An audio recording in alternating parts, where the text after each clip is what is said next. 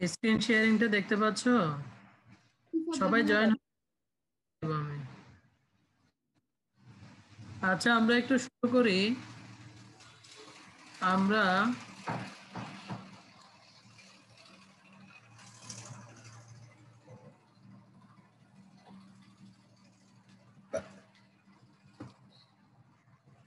আমরা তোমাদেরকে ইনফ্যান্টিসাইড দিয়ে শুরু করছিলাম গতদিন, এবং বলছিলাম এটা খুবই ইম্পর্টেন্ট একটা টপিকস, এবং সেই সাথে আমরা বলছিলাম কিছু টার্মিনোলজি এখানে আছে, still birth, death birth, live birth, cot death. হ্যাঁ, এই জিনিসগুলো খুব ইম্পর্টেন্ট। তো ইনফ্যান্টিসাইডে আমরা তোমাদের বলছিলাম যে ডেফিনেশন হলো unlawful destruction of A newborn baby কতদিনের মধ্যে? 15 days. 15 days. Within 15 days or 1 year. Very nice. আর ব্রিটিশ লতে বলা হচ্ছে বিলো 1 years, হ্যাঁ, under the age of 1 year। দুইটা লতে, দুই দেশে দুইটা নিয়ম আছে, এটা যে যে ল সেই দেশে সে অনুযায়ী রায় আসবে। তো ইনফ্যান্টিসাইডে এটা আমরা একটু ডেফিনেশনটা মাথায় রাখবো যে বাংলাদেশের ক্ষেত্রে 15 ডেজ, ব্রিটিশ লতে বলা হচ্ছে বিলো 1 year। এরপর আমরা বলছি তোমার একটা টার্মিনোলজি আছে ফেটিসাইড, সেটা হচ্ছে জন্মের আগে যে কোনো ধরনের ফিটাস যদি আমরা কিল করি সেটার নাম হচ্ছে ফেটিসাইড। সেটা যে কোনো অ্যাবর্শন কেসকেই তুমি ফেটিসাইড বলতে পারো। আর যখন সেটা ডেলিভারি হয়ে যাবে তখন সেটা ইনফ্যান্টিসাইড হবে।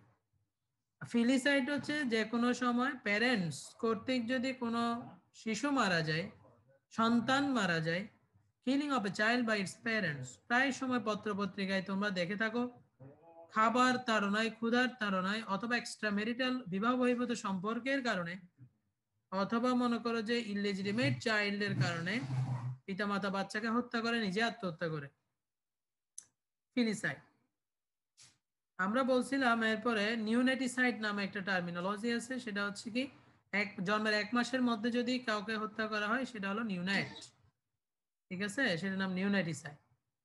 আমরা বলছিলাম যে সাধারণত প্রায় সময় জিজ্ঞেস করি যে ইনফ্যান্টিসাইড কোন কোন ঘটনার ক্ষেত্রে বেশি হয়ে থাকে, অ্যাকচুয়ালি ইনফ্যান্টিসাইড কেন করা হয়, হোয়াট আর দ্য মোটিভস, কি উদ্দেশ্য থাকে। 1 নম্বর কারণই হচ্ছে যে ইলিজিটিমেট চাইল্ড, হ্যাঁ, অবৈধ বাচ্চা। সেটা একজন বিধবা স্বামী হাজবেন্ড মারা যাওয়ার 10-15 বছর পরে বাচ্চা হতে পারে না, ডেফিনেটলি এক্সট্রা ম্যারিটাল কোন অ্যাফেয়ার্স আছে, তখন সেটা হত্যা করার চিন্তা করে, বা যার সাথে সম্পর্ক ছিল সে বড় পরামর্শ দিয়ে যোগ্য হত্যা করা। আনমেরিড গার্লস, যে কোনো সময় এক্সট্রা ম্যারিটাল অ্যাফেয়ার্স এর কারণে যদি ভার্জিনিটি লস হয় এবং প্রেগন্যান্সি ডেভেলপ করে এবং হয়, সেটার ক্ষেত্রে এই জিনিসগুলো হয়। ম্যারিড উইমেন কিন্তু prolong absence of husband, like মনে করো যে বিদেশে আছে, বিভিন্ন দেশে আছে, কোনো কাজে 10 বছর 15 বছর আসতে পারছে না, সেক্ষেত্রেও তো ডেলিভারি হওয়ার কথা ছিল না।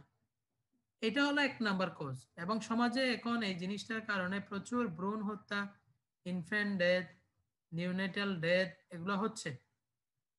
এরপরে যেগুলো আছে যেমন খেতে পারছে না, ক্ষুধার তাড়নায়, সম্পত্তি দেওয়ার লোভে, inheritance of property of the parents, এগুলো হচ্ছে লেস ইম্পর্টেন্ট, কিন্তু মেইন হচ্ছে ইলিজিটিমেট চাইল্ড। এটা খুব ইম্পর্টেন্ট, আমাদের মাথায় রাখতে হবে। এরপর আমরা তোমাদের বলছিলাম যে যখন এরকম অটোপসি টেবিলে আমরা যখন অটোপসি করতে যাব, আমরা যখন ফরেনসিক এক্সপার্ট হিসেবে যখন এগুলোতে ডিসিশনে যাব, একটা এরকম ডেথ আসলে আমরা কি কি পয়েন্টস নোট করব, কি কি পয়েন্টস আমাদের মাথায় রাখবো। This are the medicolegal importance of infanticide. তুমি যখন একটা বাচ্চার অটোপসি করতে যাবা, তোমাকে প্রথমে দেখতে হবে যে এটা still born or dead born, এটা ডেলিভারি হওয়ার আগে জীবিত ছিল নাকি ডেলিভারির পরে জীবিত থেকে এরপর মারা গেছে। এই কথাগুলো তোমার মধ্যে রাইজ করতে হবে। এরপর এটা বায়োবলাইজ পার করছে না করে নাই, 7 মাস ক্রস করছে কিনা নাকি করে নাই। আর বায়োবলাইজ আমরা কেন 7 মাস বলছি? সারফেক্টেন্ট রিলিজ হবে, এক্সপানশন হবে। ভেরি নাইস, আমি হ্যাভ সারফেক্টেন্ট রিলিজ হয়। হ্যাঁ, রিয়ান গুড। এটা হচ্ছে সারফেক্টেন্ট রিলিজ হবে ওই জন্য লাংস এক্সপান্ড করতে পারে ইন্ডিপেন্ডেন্টলি, সো দুনিয়ায় আসলে বাচ্চা শ্বাস নিতে পারবে। না হলে লাং এক্সপ্যান্ড করতে না পারলে তো বাচ্চাকে ভেন্টিলেশন দিয়ে যা রাখতে হবে। লাং ম্যাচিউরিটি হয়। এরপর আমরা বলছি ওয়াজ বর্ন অ্যালাইভ, সে জন্মের পর জীবিত ছিল কিনা, কতক্ষণ জীবিত ছিল, হাউ লং। এরপর যদি মারা গেছে, এবং এবার আমি অটোপসি করে দেখবো কজ অফ ডেথ। হ্যাঁ, এই 5টা পয়েন্ট মুৎসুদ্দি স্যারের খুব প্রিয় কোয়েশ্চন, যে কি কি পয়েন্টস তুমি নোট করবা সিদ্ধান্ত নেওয়ার জন্য। এখন আসে ইনফ্যান্ট ডেথের আমরা কজ বলছি অনেকগুলো, অন্যতম একটা কজ ছিল ন্যাচারাল কজ। প্রায় সময় ইনফ্যান্ট ডেথ এটা হচ্ছে, এগুলো হচ্ছে ন্যাচারাল কজ। ন্যাচারাল কজে কোনো মামলা হয় না, কোনো অটোপসি হয় না। এগুলাতে কি কি আছে, ইমেচিওর কোনো বেবি যদি ডেভেলপ করে, আমরা তাকে ওভাবে যদি এনআইসিইউ সাপোর্ট দিতে না পারি, সেটা ডেথ হবে। কনজেনিটাল অ্যানোমালি থাকলে, ম্যালফরমেশন থাকলে, অ্যাম্বিলিক্যাল কর্ড আমরা কাটলাম, প্রচুর ব্লিডিং আমরা বন্ধ করতে পারি নাই, ব্লাড লস হয়ে, বিভিন্ন জেনিটাল অর্গান এবং মাল্টিপল অর্গান ইনজুরি হয়ে, অথবা পোস্ট ডেটেড প্রেগন্যান্সি আর পোস্ট ম্যাচিউরিটি হয়ে ডেলিভারি প্রলং হয়ে গেছে, বাচ্চা বেরোচ্ছে না, মিকোনিয়াম খেয়ে ফেলছে, প্লাসেন্টা সেন্ট্রালে নাই, প্লাসেন্টা প্রিভিয়া পেরিফেরিতে আছে, যখন ডেলিভারি হচ্ছে ছিঁড়ে গিয়ে ব্লিডিং হচ্ছে, অথবা গর্ভকালীন জটিলতা, প্রিএক্লাম্পসিয়া, খিঁচুনি হচ্ছে, এরকম কারণে বাচ্চা ডেথ হতে পারে। এগুলোর জন্য কোনো মামলা হয় না, এগুলোর জন্য কোনো ধরনের সমস্যা নেই। প্রশ্ন চলে আসে কোনগুলোর জন্য সমস্যা হয়, আরো দুইটা আনন্যাচারাল কজ, এক অ্যাক্সিডেন্টাল, নাম্বার 2 ক্রিমিনাল।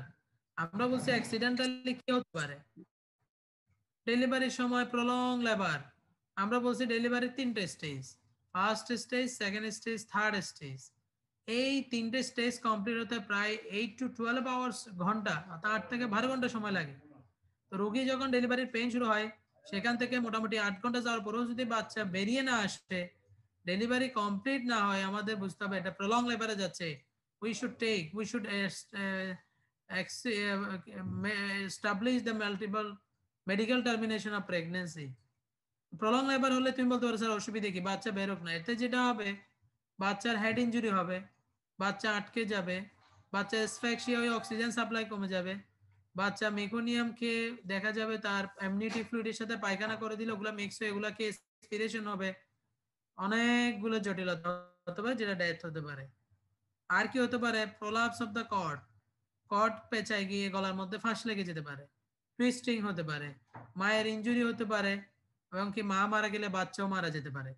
আবার জন্মের পরে বাচ্চা যদি ডাস্টবিনে পড়ে যায়, বাচ্চা যদি কোনো ধরনের নিচে ফ্লোরে পড়ে যায়, টয়লেটে পড়ে যায়, যেগুলো আমরা একটু পরে বলছিলাম যে প্রিসিপিটেড লেবার, এরকম কন্ডিশনগুলোতে সাফোকেশন হয়ে মারা যায়, নাক মুখ দিয়ে শ্বাস বন্ধ হয়ে মারা যায়। এগুলোতে অনেক সময় দেখা যায় আনন্যাচারাল কজ, মাঝে মধ্যে এগুলো আমরা অটোপসিতে আসে। বেশি কোনটাতে আসে, যেটা পরীক্ষা আসবেই, ক্রিমিনাল কজেস অফ ইনফ্যান্টিসাইড, এটা একদম ছোট স্তর। This are call modes of infanticide, অর্থাৎ তুমি কোন কোন উপায়ে একটা শিশুকে হত্যা করতে পারো, ইনফ্যান্টকে হত্যা করতে পারো, যেটা পরীক্ষা এমসিকিউতে আসে, এটা রিটেনও আসে, বারবার খুব প্রিয় কোয়েশ্চেন। মোডস অফ ইনফ্যান্টিসাইড কয়টা মোড ছিল, 2 ধরনের, একটা হচ্ছে অ্যাক্টস অফ কমিশন, আর একটা কি Acts of omission. acts of omission, আর এই দুইটা। তো acts of commission and acts of omission, আমরা বলছি acts of commission গুলো প্রায় সময় এমসিকিউ তে আসে এবং এগুলা ভুল হয়। কমিশন হচ্ছে তোমার পারফরম্যান্স, ডাইরেক্ট কন্টাক্ট, তোমার ডাইরেক্ট কি বলবে, তোমার ডাইরেক্ট কন্টাক্টে এটা ডেথ হবে, তোমার অ্যাক্টিভ পার্টিসিপেশন থাকবে, পজিটিভলি তুমি এখানে জড়িত থাকবা। যেমন কি কি হতে পারে বলছি, কিভাবে Suffocation, Suffocation, সাফোকেশন না, strangulation, drowning, throttling, burning, strangulation, drowning, তুমি drowning, পানি আদর করতে হতে বালতির পানি চুবাই দিয়ে এরপর তুললা, আর তো আদর করতে হতে তোমার হাত দিয়ে স্টে করে নাক মুখ চেপে ধরলা, এটা সুতা নিয়ে গলার মধ্যে পেঁচাই দিলা, স্ট্র্যাঙ্গুলেশন, থ্রটলিং করে গলা চেপে ধরতে পারো। এরকম কারণে আমরা করতে পারি, এগুলো খুব ইম্পর্টেন্ট, এই উপরে গুলো সিরিয়ালি বলতে হবে।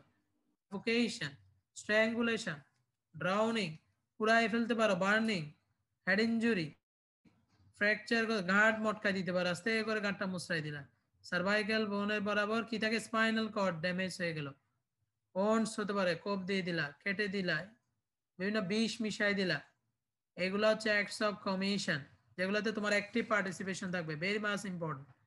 এরপর আমরা বলছি অ্যাক্টস অফ ওমিশন। ওমিশন মানে কি বলছি? স্যার অবহেলা করবে ডেলিভারির সময় বাচ্চা আমরা জীবনের জন্য। Samiha Negligence, sir. Record acts of, হ্যাঁ ভেরি গুড সাহেব। অমিশন মানে হচ্ছে নেগলিজেন্স, তুমি যে অমিট করে ফেললা, একটা কাজ করা উচিত ছিল যেটা তার বডি বিল্ডের জন্য, বেঁচে থাকার জন্য, নিউট্রিশনের জন্য দরকার ছিল, তুমি সেগুলা করলা না। সেবা দেওয়ার কথা ছিল, সেবা দিলা না, অর্থাৎ অবহেলা করলা। This is call acts of omission. ঠিক আছে, এখানে অ্যাক্টিভ পার্টিসিপেশন নাই, বাট দরকার ছিল করো নাই, অ্যাভয়েড করছো। কি হতে পারে? একটা বাচ্চা ডেলিভারির পরে তাকে আমরা কি করি? মুছে ফেলি, সেবা নাক মুখ দিয়ে সাকশন দিয়ে ভিতর থেকে আমরা নাক মুখ ক্লিয়ার করে রেসপিরেটরি প্যাসেজ গুলোকে ক্লিয়ার করে দিই শ্বাস নিতে পারার মতো। তাকে আমরা তোয়ালে পেশায় ড্রাই করে এরপরে তার টেম্পারেচার মেনটেন করি, তাকে এডিকুয়েট ব্রেস্ট ফিডিং দিই। এই যে গুলো ডিউরিং লেবার, এগুলো যদি তুমি না করো এবং বাচ্চা ডেলিভারি পেইন উঠছে মায়ের, তুমি অক্সিটোসিন দিয়ে এবার কি করলা? বাচ্চাকে বের করে নিয়ে আসলা। এগুলো যদি না করো বাচ্চা ডেলিভারি প্রলং হলে মারা যাবে। এই যে 4-5টা কথা বললাম, এগুলো হচ্ছে নর্মাল অ্যাক্ট বাচ্চার জন্য, মায়ের জন্য, দুইজনের হেলথের জন্য, কিন্তু তুমি করলা না, কি হবে? বাচ্চা খারাপ হয়ে ডেথ হলে this is call acts of omission. এগুলো আমরা অলরেডি বলে ফেলছি। এমনি আম্বিলিকাল কর্ড কাটলা আর এটা ক্লাইম করলা না, ব্লিডিং হইতে হইতে সাদা হয়ে মারা যাবে। এগুলো এমসিকিউ তে প্রায় সময় আসে। এরপর আমরা আজকের যে টপিক ছিল এটাও পড়ে ফেলছিলাম, যে precipitated labour is a short note, প্রায় সময় আসে। আমরা প্রিসিপিটেড লেবার বলতে কি বুঝাইছি? যে একটা লেবার নরমালি হইতে কি লাগে, 3টে স্টেজ পার হতে হয়, ফার্স্ট, সেকেন্ড, থার্ড। ওগুলো গাইনিতে আরো ক্লিয়ার কাট পড়াবে। আমরা বলছি প্রায় সময় সিনেমাতে দেখা যায় লাথি দিছে পেটে, বাচ্চা ঠাস করে হয়ে ফ্লোরে পড়ে গেছে, ড্যামেজ, বাচ্চাও ডেথ, মাও ডেথ। একদম শর্ট টাইম, উইদিন মিনিটস বাচ্চা ডেলিভারি হয়ে গেছে। আমরা পত্রিকায় দেখি ট্রেনের বাথরুমে গেছে, বাচ্চা ডেলিভারি হয়ে রেল বিডে পড়ে গেছে, বাচ্চা কান্না করতেছে এবং বাচ্চা জীবিত। This is precipitated labour. Floor মুছতেছে কাজের বুয়া, পেটের মধ্যে চাপ পড়ছে, বসে বসে ফ্লোর মুছতেছে, আস্তে করে পেইন হয়ে বাচ্চা ডেলিভারি হয়ে ফ্লোরে মাথা পড়ে, মাথা ইনজুরি হয়ে গেছে, ধুমধাম পেইন উঠেই ডেলিভারি হয়ে গেছে। বাথরুমে গেছে, একটু চাপ দিয়ে পায়খানা করতে গেছে, প্রস্রাব করতে গেছে, বাথরুমের যে ফ্যান আছে টয়লেটের ভিতরে বাচ্চা পড়ে গেছে।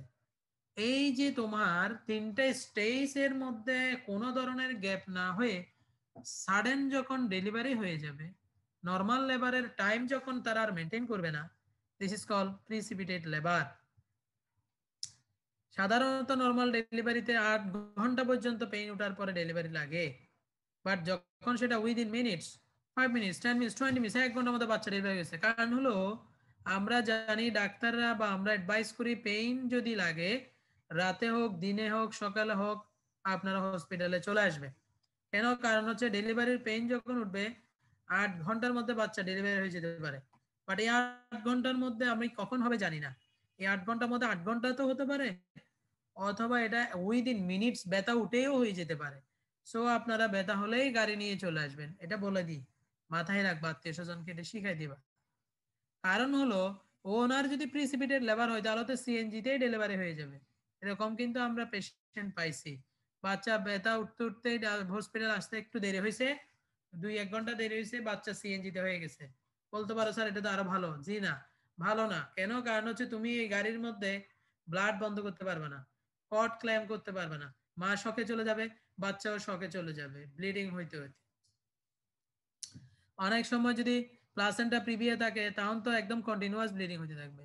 অনেক সময় মায়ের যদি প্রেসার বেশি থাকে, আগে থেকে একলামশিয়া খিচুড়ি শুরু হয়ে যায়, তখন তুমি কি করবা? এই জন্য বলা হচ্ছে প্রপার অ্যাসিস্ট্যান্স অফ চাইল্ড, সেটাও তো নিতে পারবে না, তুমি গাড়ির মধ্যে কিছুই করতে পারবে না। এই জন্য আমরা বলে থাকি প্রিসিপিটেড লেবার যে কারো হতে পারে, তবে মেইনলি কাদের হয়? মাল্টিপ্যারা, যাদের অনেক বেশি বাচ্চা অলরেডি হয়ে গেছে, 5টা 6টা 7টা, হ্যাঁ 1 ডজন 2 ডজন, 1 হালি 2 হালি হয়ে গেছে। এখন মনে করো 7-8 জন ডেলিভারি হয়ে গেছে, নর্মাল ডেলিভারি। আগের যুগে এটা খুব বেশি হইতো, দেখা গেছে যে তোমার 10 জন 11 জন করে বাচ্চা নিচ্ছে। তো দেখা গেছে তাদের 7-8 নম্বর বাচ্চা, 5-6 নম্বর বাচ্চার ক্ষেত্রে মানে এত বেশি ভেজাইনাল আউটলেট ফ্রি হয়ে গেছে, দেখা যাচ্ছে তারা এত বেশি পেইন হয়ে গেছে, ডেলিভারির পেইনকে তারা গুরুত্ব দেয় না। ভাবছে একটু একটু কোমর ব্যথা হচ্ছে, ভাবছে হয়তো একটু কোমর ব্যথা হচ্ছে, বাট এটা যে লেবার পেইন সে এটা বুঝতে পারে না, সে কাজ চালিয়ে যাচ্ছে, ফ্লোর মুছতেছে, টয়লেটে গিয়ে পেশাব করতেছে, প্রস্রাব করতেছে, পায়খানা করতেছে, সে জার্নি করতেছে, ঠাস করে বাচ্চা হয়ে গেছে।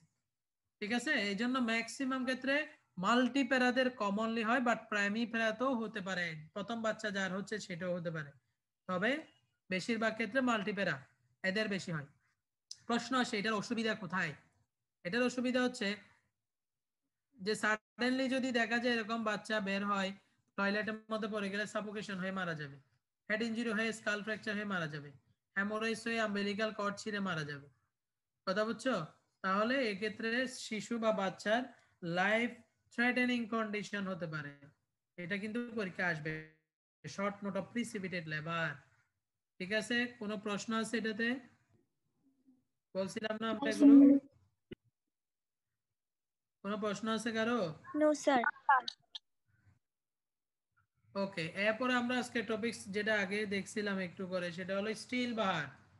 আমরা বলছি স্টিল বার্থ কোনটা? স্টিল বার্থ হচ্ছে 28 উইকস অফ প্রেগন্যান্সি হয়ে যাবে, এক নাম্বার। নাম্বার 2 হচ্ছে বাচ্চা যখন ডেলিভারি হবে, বাচ্চা ডেলিভারির সময় আমরা দেখবো যে নো সাইন অফ লাইফ, কোনো ধরনের লাইফ সাইন পাচ্ছি না। তার মানে কি দাঁড়ালো? বাচ্চা 28 উইকস অফ প্রেগন্যান্সি মায়ের পেটে জরায়ুতে ক্রস করছে, আল্ট্রাসাউন্ড বলছে বাচ্চা জীবিত আছে।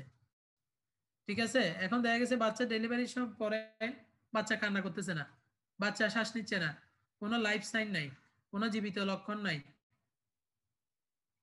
কোনো গ্রাস মানে এই গ্রিপ করতেছে না, কানতেছে না, বডির মুভমেন্ট নাই, রিফ্লেক্স নাই। প্রশ্ন কি আসতে পারে? বাচ্চা ডেথ। তাহলে বাচ্চা মায়ের পেটের ভিতরে 28 উইকস ক্রস করছে এবং জীবিত ছিল, ডেলিভারির পরে ডেথ, অর্থাৎ ডেলিভারির পর আমি ডেথ দেখতেছি, তাহলে this is called still birth. এটাতে কি হয়? তার মানে এখানে মারা গেছে কোথায়? মাঝখানে মারা গেছে। মাঝখানে মানে কোথায়? এটা ঠিক ছিল, দুনিয়া এসে মারা গেছে, তাহলে মাঝখানে হচ্ছে ডেলিভারির প্রসেস, বার্থ ক্যানেল। ডেলিভারির প্রসেসে বার্থ ক্যানেলে এটা মারা গেছে। তো ডেলিভারির প্রসেসে বার্থ ক্যানেলে কিভাবে মারা যেতে পারে, আমরা একটু কারণগুলো দেখি। ঠিক আছে, তাহলে ডিউটারাসের মধ্যে জীবিত ছিল, কিন্তু বার্থ প্রসেসে গিয়ে মারা গেছে। ঠিক আছে, প্রশ্ন আসে এই কমন কজ কি, এগুলো এমসিকিউতে আসে, এগুলো ভাইভাতে শর্ট নোটে রিটেনে আসে। Write short note on still birth. Common cause কি? প্রিম্যাচুরিটি, বাচ্চা ইমিচিউর ছিল, 7 মান্থস ক্রস করছে, ঠিক আছে, 28 উইকস ক্রস করছে, ঠিক আছে, কিন্তু পূর্ণ পরিপূর্ণতা এখনো হয়নি, কোনো কারণে দেখা গেছে প্রলং ডেলিভারি হয়েছে, বাচ্চা ডেথ।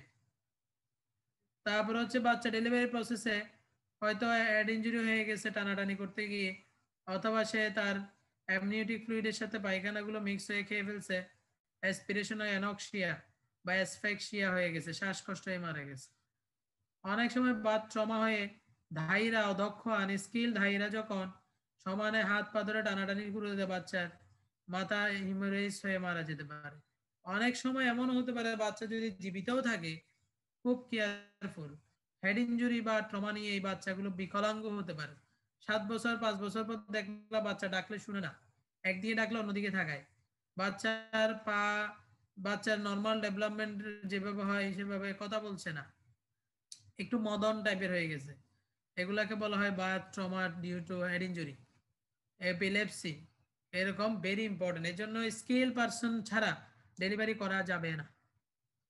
প্লাসেন্টাল অ্যাবনর্মালিটির কারণে এটা হতে পারে, মনে করো সেন্ট্রাল প্লাসেন্টা ছিল না, যেটা কমনলি থাকে নরমাল, সেটা না থেকে এটা প্রিভিয়া হলো, পেরিফেরির দিকে ছিল, তাহলে এটা যখন ছিঁড়ে চলে আসবে, দুমায় ব্লিডিং হবে, বাচ্চা ডেথ, ইনফেকশন হয়ে, erythroblastosis fetalis, blood haemolysis হয়ে, কনজেনিটাল অ্যানোমালি, এই যে 7-8টা পয়েন্টস আছে, this are the common cause of stillbirth. এইরকম ডিজিজে আক্রান্ত যে কোনো বাচ্চা যদিও মায়ের পেটে জীবিত ছিল, কিন্তু বার্থ প্রসেসে ডেলিভারির সময় সে মারা যেতে পারে। এগুলা কিন্তু আমরা বলছি, এই জন্য দেখা যাবে খুব কমনলি উপজেলা হেলথ কমপ্লেক্স, স্বাস্থ্য কমপ্লেক্স, কোনো ক্লিনিক, সরকারি মেডিকেল, প্রায় সময় দেখা যায় বলা হচ্ছে বাচ্চা তারা ডেলিভারির সময় মেরে ফেলছে, হসপিটাল ভাঙচুর করতেছে, এরকম খবর পাচ্ছ? অবশ্যই পাচ্ছ। কেন? তারা বলতেছে বাচ্চা তো আমরা আল্ট্রাসাউন্ডে বলছি জীবিত ছিল, আপনারা ডেলিভারি পর বলতেছেন বাচ্চা মারা গেছে, মেরে ফেলছেন। আসলে তো এরকম হয়নি, আসলে ঘটনা হচ্ছে still birth due to this are the causes. কথা ক্লিয়ার? এরকম আত্মীয় স্বজনে কেউ হলে নিজেকে বুঝতে হবে, বুঝাইতে হবে, বাট কোনো নেগলিজেন্সি থাকলে সেটা তো অবভিয়াসলি বের করতে হবে, সেটার জন্য আইন আছে, আদালত আছে, কিন্তু এটা মেনে নিতে হবে যে এরকম স্টিল বার্থ হতে পারে।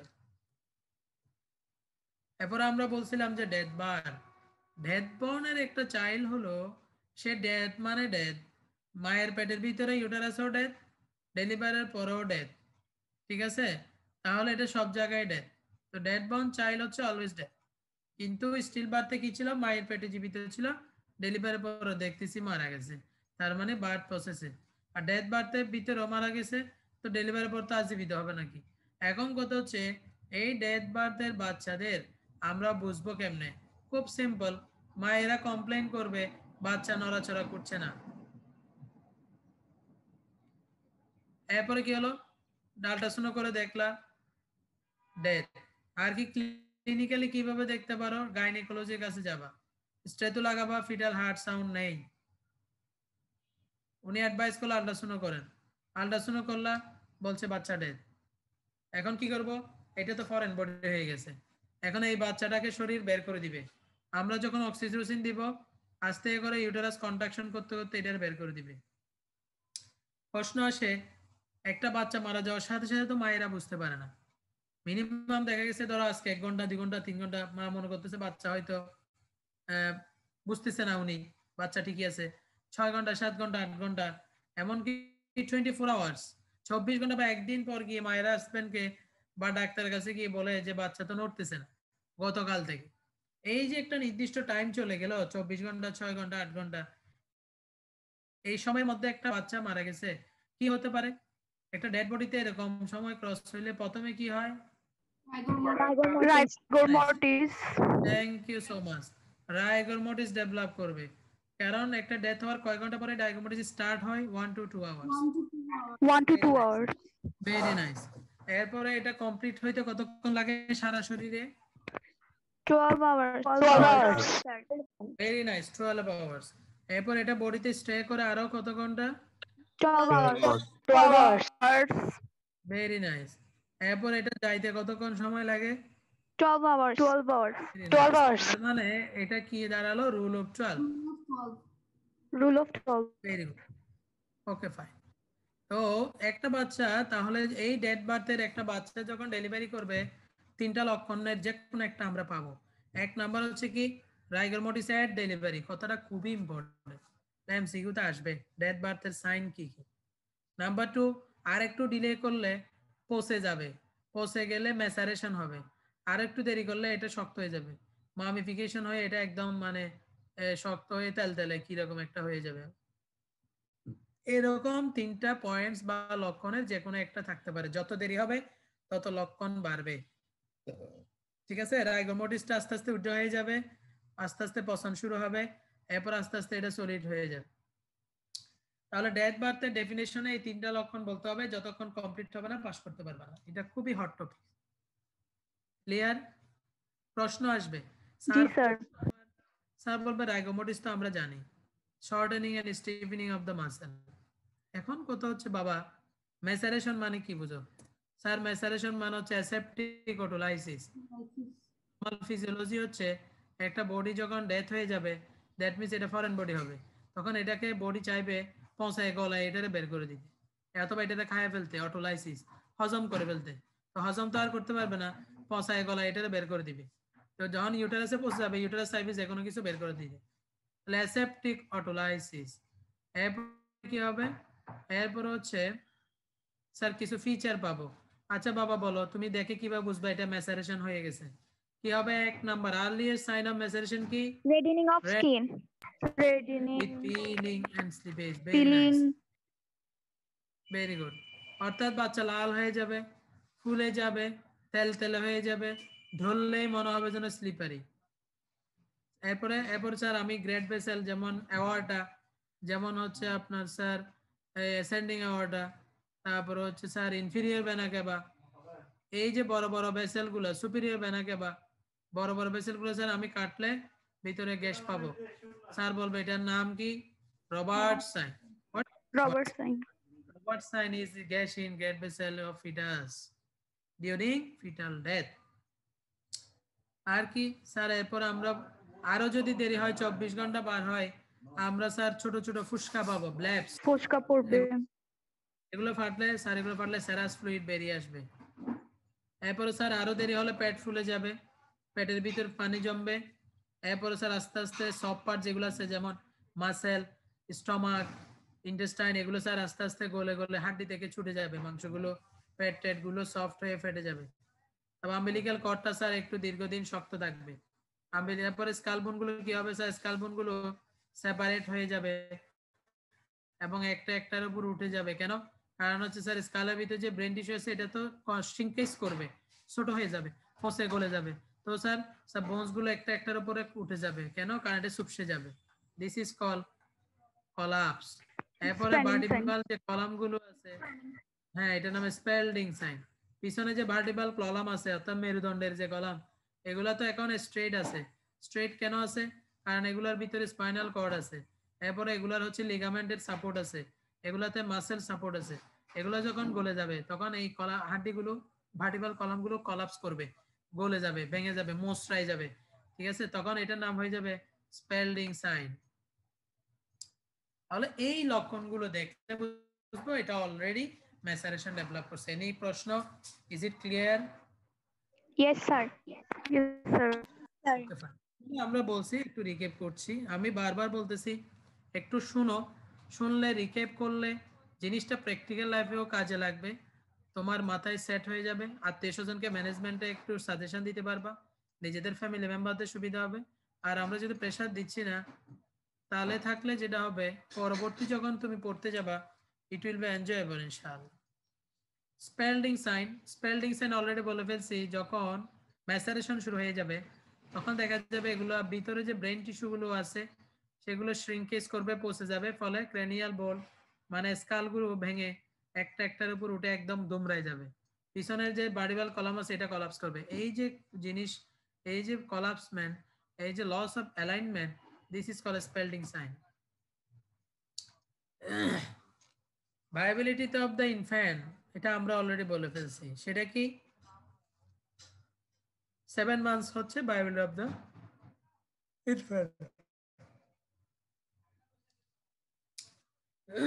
এখন আসে একটা ইম্পর্টেন্ট টপিক, প্রায় সময় রিটেনে আসে, ভাইবার কার্ডে থাকে, এটা আসবে এবং ভাইবাতে এগুলো জিজ্ঞেস করবে। এতক্ষণ জানলাম স্টিল বাথ, যেটা বলছি বাচ্চা মায়ের পেটে জীবিত ছিল, ডেলিভারির সময় মারা গেছে। আরেকটা হচ্ছে ডেথ বাথ, বাচ্চা ভিতরে মরছে, ডেলিভারির পর দেখলাম, এবং অনেক সময় এটা মেসারেশন হয়ে যায়, রাগোমেটিস হয়ে যায়, অথবা মামফিকেশন হয়ে যায়। এখন আমরা দেখতে পাচ্ছি life birth, it means that the child showed sign of life, অর্থাৎ লাইফ বার্থ মানে জীবিত বাচ্চা। হ্যাঁ, বাচ্চা তাহলে কি ছিল? জীবিত ছিল। শোড সাইন অফ লাইফ অর্থাৎ জীবনের সাইন, জীবিতের সাইন। বাচ্চা ডেলিভারির পর তুমি দেখলা বাচ্চা জীবিত লক্ষণ দেখা যাচ্ছে, তো বাচ্চা জীবিত লক্ষণ যে দেখা গেছে এটা বুঝবা কেমনে? বাচ্চা কান্না করবে, ঠিক আছে, অথবা হাত পা নড়বে, জি স্যার। রিফ্লেক্স কাজ, গ্রিপ করবে, তুমি আঙ্গুল দিলে আঙ্গুল জড়াই ধরবে, মুখে যদি আঙ্গুল ঢুকাই দাও সাকিং করবে, এই রিফ্লেক্স গুলো থাকবে। This are the life sign. আচ্ছা, when only part of the child was out of mother, child may not have breath or completely bound. তার মানে হচ্ছে বাচ্চা জীবিত, ডেলিভারি হইলো, ডেলিভারি হওয়ার পরে বাচ্চা দেখতেছি ঘন্টা খানিক পর, আধা ঘন্টা পর, 10 মিনিট পর, 1 ঘন্টা পর, 2 ঘন্টা পর, 24 দিন পর, সরি 24 ঘন্টা পর। এই যে তোমার ডেলিভারি হওয়ার পরে জীবিত বাচ্চা যখন মরে যায় তখন আমাদেরকে বলতে হবে এটার নাম লাইফ বার্থ। প্রশ্ন আসে এটা কেন হয়? ম্যাক্সিমাম ক্ষেত্রে যখন একটা জীবিত বাচ্চা মরে যায়, মনে রাখতে হবে এটা হোমিসাইড, নিশ্চয়ই কেউ হত্যা করছে, নিশ্চয়ই কেউ হত্যা করছে, যেটাকে বলা ইনফ্যান্টিসাইড, নিশ্চয়ই কেউ হত্যা করছে। ম্যাক্সিমাম ক্ষেত্রে এটা হয় আর কি। আবার অনেক সময় যে কোনো ডিজিজ হতে এরকম হয়, স্পেক্সিয়া হয়েছে, ডেলিভারি হয়েছে, তো কিছু জীবিত ছিল, আমরা দেখা গেছে অক্সিজেন দিচ্ছি, সাকশন দিচ্ছি, তাও মারা গেছে, এটা ন্যাচারাল কজ। একটু পরে আসবে। ম্যাক্সিমাম লাইফ বার্থে জীবিত বাচ্চা মারা গেলে মা বাবাদের সন্দেহ হয় কি আমার বাচ্চাকে মেরে ফেলছে, হসপিটাল ভাঙচুর করছে, বাচ্চা আমার চুরি করে ফেলছে, জীবিত নিয়মিত বাচ্চা দিচ্ছে। এই যে কথাগুলো, ফ্যালাসিগুলো, এগুলা তৈরি হয়, এগুলো কিন্তু হসপিটালে যখন তুমি ডিউটি করবা তোমার বিসিএস হলে পোস্টিং হলে উপজেলা কমপ্লেক্সে যাবা, বা তুমি কোনো ক্লিনিকে চাকরি করলে বা মেডিকেল অফিসার হিসেবে থাকলে কোনো জায়গায় তুমি এই জিনিসগুলো পাবা। প্রচুর মার খাওয়ার সম্ভাবনা আছে। কারণ হচ্ছে যে জীবিত বাচ্চা ডেলিভারি হয়েছে, কান্না করছে, মা বলতেছে আমি কান্না শুনছি, আমার বাচ্চাকে আপনারা মেরে ফেলছেন, বাচ্চা চেঞ্জ করে ফেলছেন। তাহলে লাইফ বার্থের ডেফিনেশনে বলছে বাচ্চা জীবিত ছিল, যাওয়ার পর মারা গেছে। এখন প্রশ্ন আছে সাইন অফ লাইফ বার্থ, এই সাইন অফ লাইফ বার্থ গুলো কি? একটা বাচ্চার লাইফ বার্থের সাইন কি কি? ওই যে বললাম লেইম্যান নামে একজন সায়েন্টিস্ট, উনি বলতেছে এই লক্ষণগুলো দেখা যাবে। 1 নাম্বার কি? বাচ্চা কান্না করবে, হাত পা নড়াচড়া করবে, তারপর হচ্ছে হাসি দিবে, গোগরাবে, ইয়নিং, বাচ্চার একটা নর্মাল শব্দ আছে। তারপর বাচ্চাকে যদি তুমি মুখের মধ্যে আঙ্গুল দাও সাকিং করবে, বাচ্চার যদি তুমি হাতের মধ্যে আঙ্গুল দাও গ্রিপ করবে। এগুলো হচ্ছে সাইন অফ লাইফ বার্থ। এরকম একটা জীবিত বাচ্চা তোমার আত্মীয়দের কোলে দিয়ে দিল, 1 ঘন্টা পর আত্মীয়টা এসে বলতেছে আল্লাহ বাচ্চা নড়তেছে না, বেটা মারিয়ে ফেলছে সোজা কথা। অথবা ডাক্তার সিস্টাররা এসে তোমাকে বাচ্চাকে দেখা গেছে কান্না করছে ডেলিভারির পর, সিস্টার এটাকে র্যাপিং করে ভালো করে সাকশন করে করতে করতে মারা গেল, মা বলবে আমার বাচ্চা মেরে ফেলছে, কারণ আমি তো বাচ্চাকে দেখছি কান্না করছে। এই জন্য বলা হচ্ছে sign of life birth the hearing of cry, হাত পা নড়াচড়া করবে, স্নেজিং এন্ড ইয়নিং করবে। ফিজিক্যালি যদি একজন ডাক্তার দেখে, ডাক্তার কি কি দেখবে লাইফ সাইন, বা ডাক্তার দেখবে তার শ্বাস নিচ্ছে, বুক নড়তেছে, respiratory movement of the chest. আচ্ছা স্কালটেট করে হার্ট সাউন্ড দেখবে, বাচ্চা তাকে ডাক্তার বাচ্চাকে চিমটি দিবে, বাচ্চা কান্না করে উঠবে, পায়ের তলার মধ্যে টোকা দিবে, বাচ্চা চিল্লায় উঠবে। একটা বাচ্চাকে পেইন দেওয়ার জন্য কমন সাইন কি? কমন সাইট হলো পায়ের তলা, পায়ের তালুর মধ্যে তুমি আঙ্গুল দিয়ে টোকা দিবা, জোরে জোরে টোকা দিবা, বাচ্চা চিল্লে উঠবে, তাইলে বাচ্চা ভালো। যদি বাচ্চার পায়ের তলায় টোকা দিছে, বাচ্চা কান্না করতেছে না, তার মানে বাচ্চা লেথার্জি, খারাপ।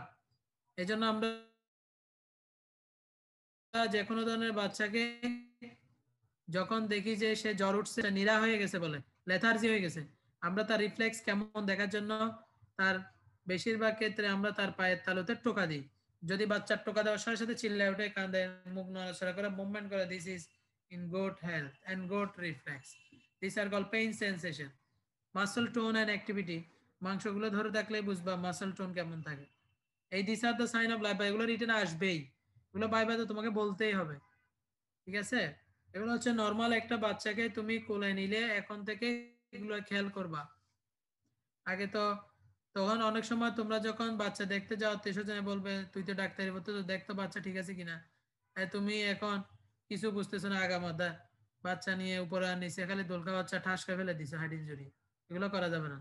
তুমি বাচ্চা নিবা, নিয়ে আগে সবাইকে বলবা যে হ্যাক্সিসল দিয়ে হ্যান্ড স্যানিটাইজ দিয়ে আগে হ্যান্ড স্যানিটাইজ করবে, অথবা সাবান দিয়ে হাত ধুয়ে ফেলবে। প্রত্যেক নিউবর্ন বেবিকে ধরার আগে সবাই যেন হাত ধুয়ে ফেলে। ধোয়ার পরে এবার দেখবা তাকে পেইন সেন্সেশন দিবে, পায়ের তলায় 2টা টোকা মারবা, টোকা মারার সাথে সাথে দিবে, বাচ্চা চিল্লায়। উনি বলবে যে বাচ্চারা মানুষ কেন, তুমি বলবা এটাই হচ্ছে ভালো সাইনের লক্ষণ। বাচ্চারা টোকা মারবা, বাচ্চা চিল্লাইলে বাচ্চা ঠিক আছে, পাট নিয়ে নিবে আস্তে করে, বাচ্চা গুলো নিয়ে পায়ে 2টা তালুতে টোকা দিবা, বাচ্চা কান্না বলবো যে ঠিক আছে। উনি বলবা পায়ে তো অনেক কিছু জানে, ঠিক আছে? তাহলে এটা হলো সাইন অফ লাইফ বার্থ। 1 টোকা দিয়ে বাচ্চা কান্না করতেছে সেটাও বুঝবা, রিফ্লেক্সও বুঝবা, কান্না করলে নড়াচড়া করে সেটাও বুঝবা, চিল্লানির আওয়াজ শুনে বুঝতে পারবা ইয়নিং করতেছে কিনা, মাসল টোন শক্ত হয়ে যাবে কান্না করলে সেটাও বুঝবা, জোরে জোরে শ্বাস নেওয়া শুরু করবে, 1 টোকা দিয়ে সখন পেয়ে যাবা। পারবা না এটা? এখন থেকে নতুন বাচ্চা কোলে নিলে মারবা পায়ে টোকা। এবার আসো ক্রিমিনাল কেস। হ্যাঁ পিঠে মারলেও তো কান্না করে। তোমার পিঠে মারতে বলছে, পিঠে মারলে তো তোমারে মারবে 2টা, বাচ্চা কোলে নিয়ে সোয়ারা স্কিল স্যার পাটাকে তো মারা স্যার। খুব সিম্পল। হ্যাঁ স্যার সবসময় তো দেখা যায় যে ব্যাকে মারে। ব্যাকে মারা হচ্ছে কারা? ব্যাকে মারবে হচ্ছে যে যদি বাচ্চাকে আমরা রেসপিরেশন না হইতে চাই, বাচ্চা যদি দেখি যে শ্বাস নিচ্ছে না, লাং এক্সপ্যান্ড করার জন্য, হ্যাঁ, অথবা এসপিরেশন হলে লাং থেকে কফ বের করার জন্য, ঠিক আছে? বুকে দেওয়া যায় তো, সেটা তো বুঝছি, দেওয়া তো যাবে, বাট কমন একটা রিফ্লেক্স হচ্ছে মানে পিঠেও দেওয়া যাবে, গালও থাপড়ানো যাবে, পেটেও থাপড়ানো যাবে, সিমটিও দেওয়া যাবে, কিন্তু স্মার্ট হলো পা আস্তে করে পায়ের তালু, পাটা ধরে পায়ের তালুতে দুটো টোকা দিবা, তোমায় কান্না করবে, খুব রিফ্লেক্স, কঠিন রিফ্লেক্স হবে। পিঠে সারাদিন থাপড়াইলে দেখবে পিঠ লাল গেছে, বাচ্চা কান্দে না, তখন তো তোমারই পিটাবে। আর মায়েরা ফিরছি না, আমার ছেলের থাপড়াই শেষ, টাস টাস দুটো টোকা দাও, দেখবা যে চিল্লাই উঠছে। সবগুলাই করা যাবে, this are everything is the procedure of pain sensation. কিন্তু স্মার্ট হলো পায়ের তলাতে টোকা মারবা, যেটা আত্মীয় স্বজন কেউ বুঝবে না যে জোরে দিছো না আস্তে দিছো, পিঠে দিলে লাল হয়ে গেলে বুঝবা, থাপড়াই তোমারটা লাল করে দিবে। এরপরে আসো, যদি বাচ্চা মারা যায়, ঠিক আছে, বাচ্চা মারা গেছে, পোস্টমর্টম করতে যাচ্ছ, তো পোস্টমর্টম করার সময় তোমাকে বুঝতে হবে না যে বাচ্চা কি ডেলিভারির পরে মারা গেছে, মানে ডেলিভারি হওয়ার পর জীবিত ছিল এরপর মারা গেছে, নাকি আগে মারা গেছে। তো যদি তোমার প্রশ্ন আসে স্যার কিভাবে বুঝবো, যদি বাচ্চা মায়ের পেটের ভিতর মারা যায় তাহলে তার লাইফ সাইন পাওয়া যাবে? পাওয়া যাবে না। বাচ্চা যদি ডেলিভারির পরে মারা যায় জীবিত থাকার পরে, তার মানে কি সে দুনিয়া আসছে, কান্না করছে, লাইফ সাইন গুলো পাবো কিনা? পাবো। জি স্যার, পাবো। তাহলে তুমি বুঝবা স্যার আমি প্রথমে দেখব, গুড, তুমি প্রথমে এক্সটার্নাল সাইন বুঝবা, কি দেখবা, একটা বাচ্চা যখন শ্বাস নিবে দুনিয়ায় এসে, তো তার চেস্ট এক্সপান্ডেড থাকবে, ঠিক আছে, তুমি এটা একটু চোখ বুলাই দেখবা। বডি সারফেসের মধ্যে দেখবা যে তোমার বার্নিক্স কেজিওসা, এগুলা কিছু দেখা যাবে, চামড়া, স্কিনের কিছু চেঞ্জ পাবা, ব্রেনে কিছু, এরপরে হচ্ছে আম্বিলিকাসের চারপাশে এরকম স্কিনে কিছু চেঞ্জ পাবা। কালার অফ স্কিনটা দেখবা, হ্যাঁ, প্রথম দিন কিরকম থাকবে, এক সপ্তাহ পরে কিরকম থাকবে, এগুলো একটু দেখবা, যদিও এগুলো আসলে খুব বেশি বোঝা যায় না। কেপোট সাকসিডিনাম আছে কিনা দেখবা, এটা হচ্ছে কি definitive evidence of life birth, বলতে পারো এটা কি আবার, এটা soft swelling of the SCALP, মাথার যে অংশটা ডেলিভারির সময় আগে বেরিয়ে আসে, এই মাথার তুল্লা বলে, মাথার তাল্লু বলে, মাথার top position, vertex of the head, vertex position, এই যে মাথার তাল্লু, মাথার যে টপ পজিশন, এখানে দেখবে একটু সফট থাকবে, এখানে একটু তুলতুলে থাকবে, এগুলো একটু মনে হবে কিছু কালেকশন আছে। জন্মের পরে বলা হয় বাচ্চার মাথা তো বেশি নরম, আস্তে আস্তে ধরিও, এই যে কথাটা বলে এটা হলো ক্যাপোট সাকসিডিনাম। এটা দেখবা আস্তে আস্তে আস্তে আস্তে ডে বাই ডে এটা ক্লিয়ার হয়ে যাবে, শক্ত হয়ে যাবে। তুমি একটা বাচ্চা দুনিয়া এসে কান্না করলে, জীবিত থাকলে তার এই মাথাটা তুলতুলে থাকবেই। এটা আস্তে করে বাচ্চা কোলে নিয়ে, প্রথমে বলছি পায়ের তালুতে টোকা দিবা, কান্না করে কিনা দেখবা, ক্যাস ক্যাসে কান্না করে উঠবে বাচ্চা কোল। এরপর আস্তে করে হাত দিয়ে মাথার তালুটা হাত বোলাই দিবা, তোমাকে মাথার তালু হাত বোলাইলে কি দেখবা, আদর করতেছো মনে করবে আত্মীয় স্বজন, কিন্তু তুমি বলবা এখানে আমি দেখতেছি মাথার তালুর মধ্যে কেপোট সাকসিডিনাম আছে কিনা, তুলতুলে একটু সোয়ালিং আছে কিনা। যদি দেখো যে হ্যাঁ আছে, মাথার তালুটা একটু তুলতুলে, একটু মনে হচ্ছে যে কিছু একটা আছে কালেকশন, ফুলা ফুলা, বলবা যে হ্যাঁ বাচ্চা ঠিক আছে। তাহলে দুটা জিনিস দেখতে পাইলাম। এবার হচ্ছে আম্বিলিক্যাল কর্ডের চেঞ্জেস। আম্বিলিক্যাল কর্ডের চেঞ্জ কি, বাচ্চা ডেলিভারির পর পর আমরা কি করব, আম্বিলিক্যাল কর্ড কাটবো, কাটার পরে এটাকে কি করবো, এটাকে বাইন্ধা দিব ক্ল্যাম দিয়ে। তোমরা দেখো না একটা বাচ্চা তোমাকে নতুন ডেলিভারি কোলে দিলে বাচ্চা নাভিতে কি থাকে, একটা আম্বিলিক্যাল কর্ডের পোরশন লেগে থাকে, এটা ডে বাই ডে কালো হয়, কালো হয়ে নিজে নিজে পড়ে যায়। তাহলে এটা আস্তে আস্তে শ্রিঙ্কেজ করবে, শুকাবে, শুকায় আস্তে আস্তে পড়ে যাবে। এই যে শুকাবে, পড়ে যাবে, পচে যাবে, এই জিনিসগুলো দ্বারা বোঝা যায় বাচ্চা দুনিয়া এসে কি করছিল, ডেলিভারি হয়ে কথা বলছিল। কথা বুঝছো? শারমিন আক্তার কেন রেইজ হ্যান্ড করছো, না বুঝে না বুঝে,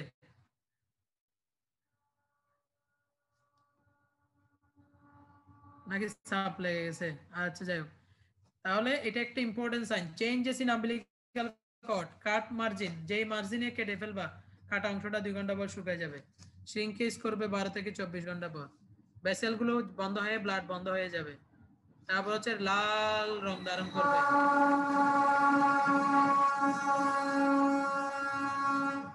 10 থেকে 12 দিন পর এটা কমপ্লিটলি পড়ে যাবে। এই যে 6টা চেঞ্জ পাইছি, এটা রিটেনে প্রায় সময় আসে, ভাইভাতে প্রায় সময় জিজ্ঞেস করে, এমসিকিউতে প্রায় সময় আসে, what are the changes of umbilical of in case of life birth. Clear? বুঝতে পারছো? এটা জি পারবা? স্যার। জি স্যার। জি ভেরি স্যার। গুড।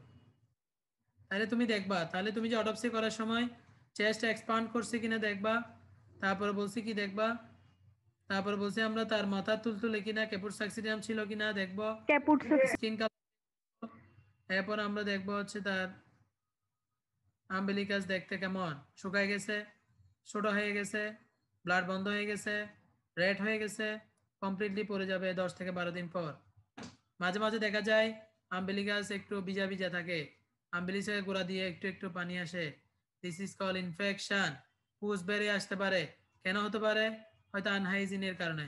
বাচ্চাকে কেউ কোলে নিছে, নাভির গোড়া ধরে দিছে টানাটানি হাত না দিয়ে, অথবা গাতি বলি আমরা, ময়লা অনেক সময় বাচ্চাকে যে গাতি বলি সেটাকে, অর্থাৎ কাপড় দিয়ে মোড়াই রাখি, এই কাপড় যদি একটু আনহাইজিন থাকে, ভালো মতো ওয়াশ করা না হয়, এখান থেকে ইনফেকশন হয়ে আম্বিলিকাসের যে কর্ড, সেই কর্ডটা দেখা যাবে ইনফেকশনে পুজ বা পানি বেরোতে পারে। এখানে আমরা তখন কি করি?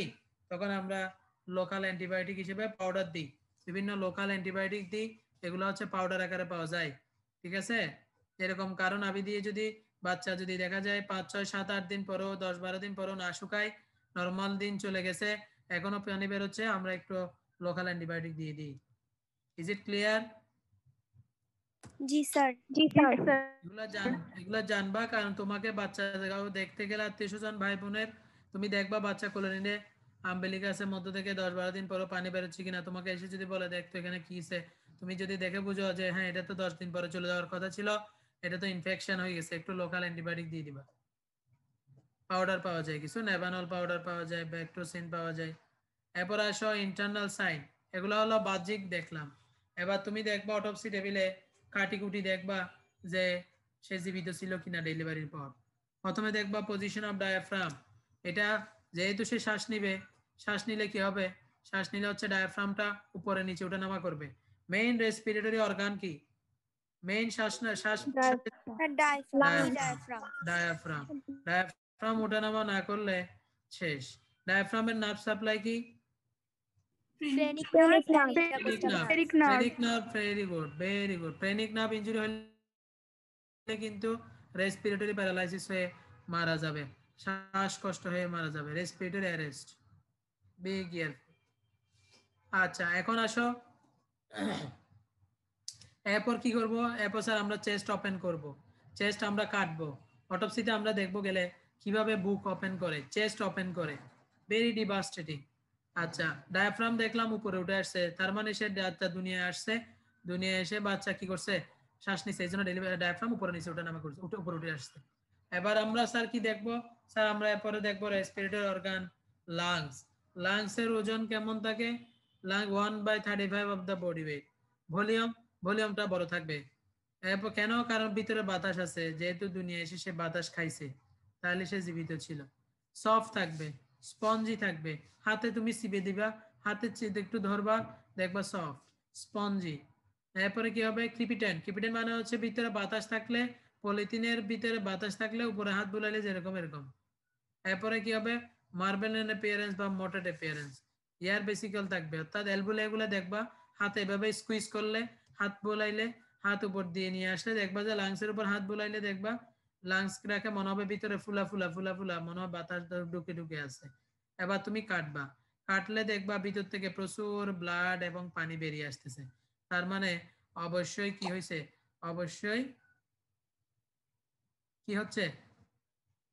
শ্বাস নিচে দুনিয়ায় এসে, এই জন্য বাতাস ঢুকছে, ব্লাড ঢুকছে, পানি ঢুকছে। এখন কথা হচ্ছে হাইড্রোস্ট্যাটিক টেস্ট করবো এরপরে দেখবো হাইড্রোস্ট্যাটিক টেস্ট করলে লাংসটা পানিতে ভাসবে। প্রশ্ন আসে স্যার এটা আবার কি টেস্ট?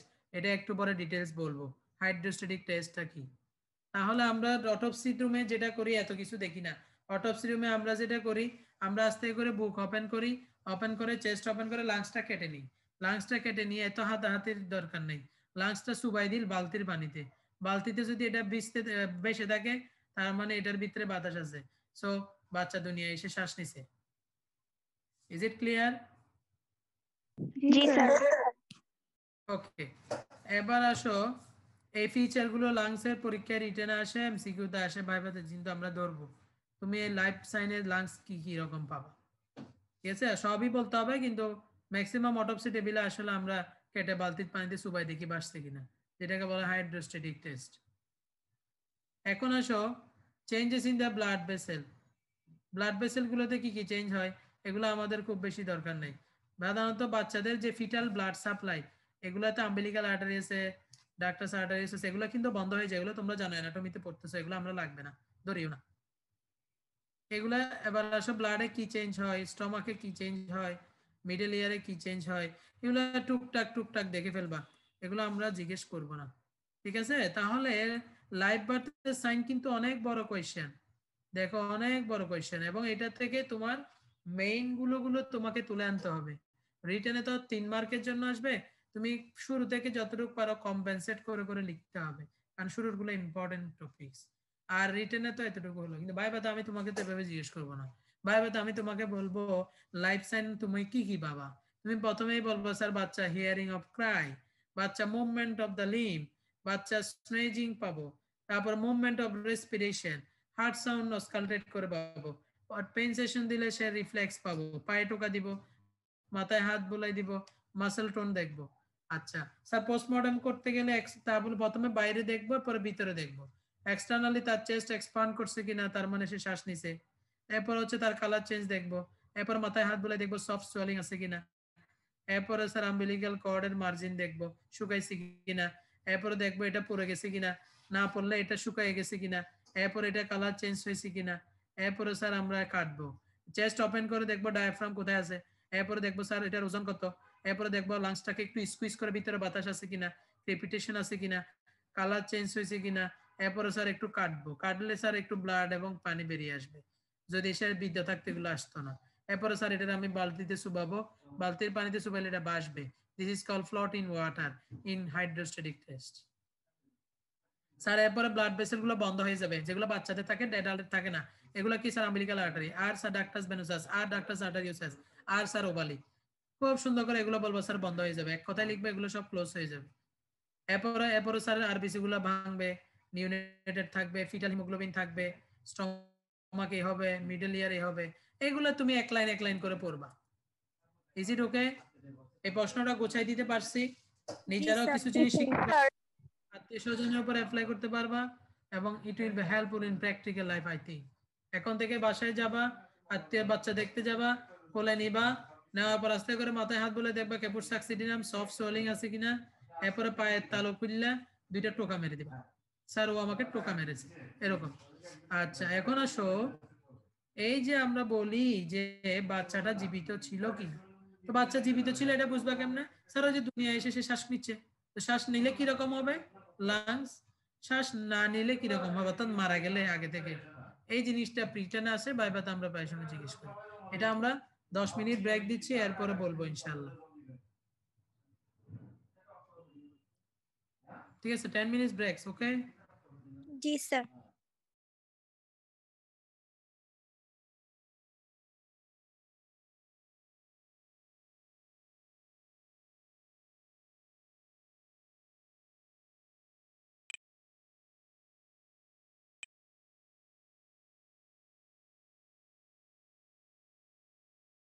আমরা তোমাদেরকে বলছিলাম যখন পোস্টমর্টেম করতে যাবা, একটা বাচ্চার চেস্ট যখন ওপেন করবা, লাংসটা কেটে নিয়ে আমরা দেখব এটা রেসপিরেশন দুনিয়া এসে হয়েছে কিনা, দ্যাট মিনস সে জীবিত ছিল কিনা। তো যদি দুনিয়ায় এসে জীবিত থাকে, লাইফ বার্থ হয়, তা সে শ্বাস নিবে, শ্বাস নিলে তার লাংস একরকম হবে, দ্যাট মিনস আফটার রেসপিরেশন। আর দুনিয়ায় আসার আগেই যদি সে ডেথ হয়, তাহলে তো সে শ্বাস নেয় না, সো লাংস এক্সপান্ড করে নাই বিফোর রেসপিরেশন। প্রথম কথা হলো ওয়েট কেমন থাকবে, যখন রেসপিরেশন হবে তখন ওয়েট বেড়ে যাবে, টোটাল বডি ওয়েটের 35 এক ভাগ হচ্ছে আফটার রেসপিরেশন।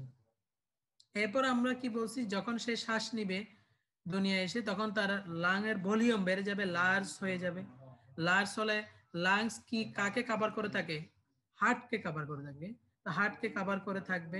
তুমি যখন এটাকে একটু চেপে দেখবা, কনসিস্টেন্সি দেখবা, পালপেট করে দেখবা, হাত দিয়ে দেখবা, দেখবা সফট হবে, স্পঞ্জি হবে, ক্রেপিটেন্ট হবে, মনে হবে ভিতরে ছোট ছোট ছোট ছোট পানির দলা।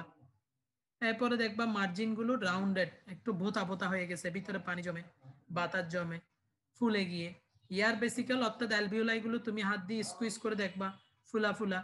এরপরে হচ্ছে তুমি কাটলে দেখবা ব্লাডি একটা কিছু পানি জাতীয় ব্লাড মিক্স বের হয়ে আসবে। এরপর হচ্ছে যে আমি যখন পানিতে চুবাবো, যে জায়গাটা এক্সপান্ডেড হয়ে আছে সেই জায়গাটা বেশি থাকবে, এমন হতে পারে কিনা যে স্যার একটা লাংস বাচ্চা দুনিয়া এসে জীবিত ছিল, ঠিক আছে, লাংসটা পুরাটা ভাসতেছে না, লাংসের একটা অংশ ভাসতেছে আর একটা অংশ ডুবে আছে পানিতে। হ্যাঁ স্যার, হতে পারে, কারণ হয়তো লাংসটা পুরোপুরি এক্সপ্যান্ড করার আগেই বাচ্চা মারা গেছে। এই জন্য যতটুকু অ্যালভিওলাই এক্সপান্ড করতে পারছে ততটুকু পানির উপর বেশি আছে, যে অ্যালভিওলাই গুলো ওপেন হতে পারে নাই সেগুলো পানির নিচে আছে। Is it clear? জি জি স্যার। স্যার। Okay fine. আর হচ্ছে যে তোমার যদি সেটা শ্বাস না নেয়, কোনো অ্যালভিওলাই তো ওপেন নেই, এটা টোটালি ডুবে যাবে, এটাই কমন। মাঝে মধ্যে এটাতেও কি ম্যাক্সিমাম অংশ ডুবে গিয়ে একটু বেশি থাকতে পারে, এটা অ্যাবনর্মাল, ঠিক আছে, সেটা অবশ্যই মাথায় রাখার দরকার নেই। আমরা এতটুকু মাথায় রাখবো, রেসপিরেশন নিলে লাং এক্সপান্ড করলে ভেসে থাকবে, আর জীবিত না থাকলে লাং এক্সপান্ড হয় না, শ্বাস নিতে পারে না এবং সেটা ডুবে যায়। অ্যাবনর্মাল থাকতে পারে, সেটা আমরা পরে আসতেছি। তাহলে আমরা বুঝে ফেললাম যে একটা লাংস দেখে বুঝবো কেমনে যে এটা জীবিত ছিল এরপর মারা গেছে নাকি ডেথ হয়েই যে ডেলিভারি হয়েছে। Is it clear? পারা যাবে? Very important. ইনশাআল্লাহ স্যার। ওকে ফাইন, এগুলো কিন্তু খুব ইম্পর্টেন্ট। এবার আসো আমরা বলতেছি short note of hydrostatic test, আরেকটা নাম হলো রাইগেটস টেস্ট। এখন সেই হাইড্রোস্ট্যাটিক টেস্ট গুলো আসলে আমরা কিভাবে করে থাকি, সোজা বাংলায় এটা হলো পানি টেস্ট। মানে হলো তুমি লাংসটাকে কেটে এনে অথবা লাংসের অর্ধেক টুকরা কেটে নিয়ে বালতির পানিতে চুবাইতে দিবা, বালতির পানিতে এটা ভেসে থাকলে এটা হলো পজিটিভ। পজিটিভ মানে কি? মানে হচ্ছে সে এক্সপান্ড হয়ে আছে। কেন? যে দুনিয়া এসে শ্বাস নিছে, তার মানে স্যার সে জীবিত ছিল, কেউ মেরে ফেলছে। আচ্ছা, আর যদি দেখো যে এটা ডুবে যায় তাহলে সেটা এক্সপান্ড করে না, শ্বাস না, এটা ডেলিভারির আগেই মারা গেছে। Okay fine. তুমি কি করবা প্রথমে? প্রথমে হচ্ছে এখানে লেখা আছে দেখো, তুমি লাংসের যে ফুটাগুলো আছে, ব্রঙ্কাই আছে, উপর থেকে ট্রাকিয়ার যে নলটা এসে লাগছে, এইগুলাকে তুমি সুতা দিয়ে বেঁধে দিবা যাতে ভিতরের বাতাসগুলো আবার বেরিয়ে না যায়। তাহলে এক নাম্বার হচ্ছে ব্রঙ্কাই যেগুলো আছে, নল যেগুলো আছে, ট্রাকিয়ার অংশ যেগুলো আছে, ফুটা যেগুলো আছে, এগুলো বেঁধে দিব। এরপর হচ্ছে আমরা কি করব? পানিতে চুবাবো, পানিতে পুরা লাংস আমরা চুবাবো। দেখতেছি পুরো এমন হইতে পারে পুরা লাং ডুবে যেতে পারে, তার মানে এটা এক্সপান্ড করে নাই। আর একটা হতে পারে পুরা লাং বেশি থাকতে পারে, তার মানে এটা এক্সপান্ড করছে, শ্বাস নিছে। আরেকটা আমরা করতে পারি, সেটা হচ্ছে আমরা লাংসটাকে ছোট ছোট ছোট ছোট কেটে ফেলতে পারি, মাংস কাটার মতো করে। মাংস কাটার মতো করে কাটলাম, কাটার পরে হচ্ছে যে আমরা বালতির মধ্যে 12টা টুকরা, 14টা টুকরা, 20টা টুকরা করে আমরা এই টুকরাগুলোকে বালতিতে ফেলে দিলাম। এবার যদি 20টা এরপরে এগুলো মনে করে সবগুলাই ভাসতেছে, তার মানে এটা এক্সপান্ডেড লাং, শ্বাস নিচে জীবিত ছিল। তুমি বলতে পারো যে স্যার এমন কি হতে পারে যে মারা গেছে আগেই তারপরে লাংস গুলো ভাসতেছে? হতে পারে। তাহলে স্যার বুঝবেন কেমনে? ভেরি সিম্পল, আমি তার একটা লিভারের টুকরা কাটবো, কলিজা, লিভারের টুকরা কেটে এই লাংসের টুকরার সাথে বালতিতে দিয়ে দিব। যদি দেখি লিভারের টুকরাটাও বেশি আছে, তার মানে এর পুরা বডি পানি দিলে বাসবে, এটা অ্যাবনর্মাল। তাহলে তুমি বলতে পারো না সে জীবিত ছিল। তাহলে স্যার যদি এমন হয় লিভারের টুকরাটা টুস করে ডুবে গেল,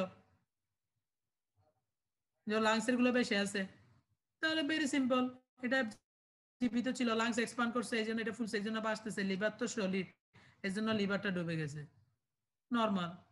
আর মানে হচ্ছে আমরা হাইড্রোস্ট্যাটিক টেস্টে পুরা লাংকে একবার পানিতে চুবাই দেখবো, এরপরে পুরা লাংটাকে কেটে কেটে কুচি কুচি করে এরপরে দিয়ে সাথে একটা লিভারের টুকরা দিয়ে দিব। লিভারের টুকরাও যদি বেঁচে যায় তাহলে বুঝতে হবে পুরো বডি দিলেও বাঁচবে, এটা অ্যাবনর্মাল। তাহলে এই টেস্ট আর করা যাবে না। আমি দেখতেছি ঠিকই লিভার ডুবে গেছে, লাংসের গুলো বেঁচে আছে, তার মানে এটা এক্সপান্ডেড লাং, নরমাল। এরপরে বলতে পারো যে স্যার আর কি করা যায়? এরপরের মধ্যে এমন হয় যে লিভারও বাঁচতেছে, তাই যে বললাম এই টেস্টের কোনো ভ্যালু নাই, কথা বুঝছো? এরপর আমরা আরেকটু নাইড়ে চেড়ে দেখবো, আমরা দেখবো হচ্ছে যে এবার টুকরাগুলোকে তুলে, কারণ এটা একটু অ্যাবনর্মাল হয়ে গেল না, যে লিভারও বাঁচতেছে, এটা একটা কথা হলো? লিভার তো বাসার না।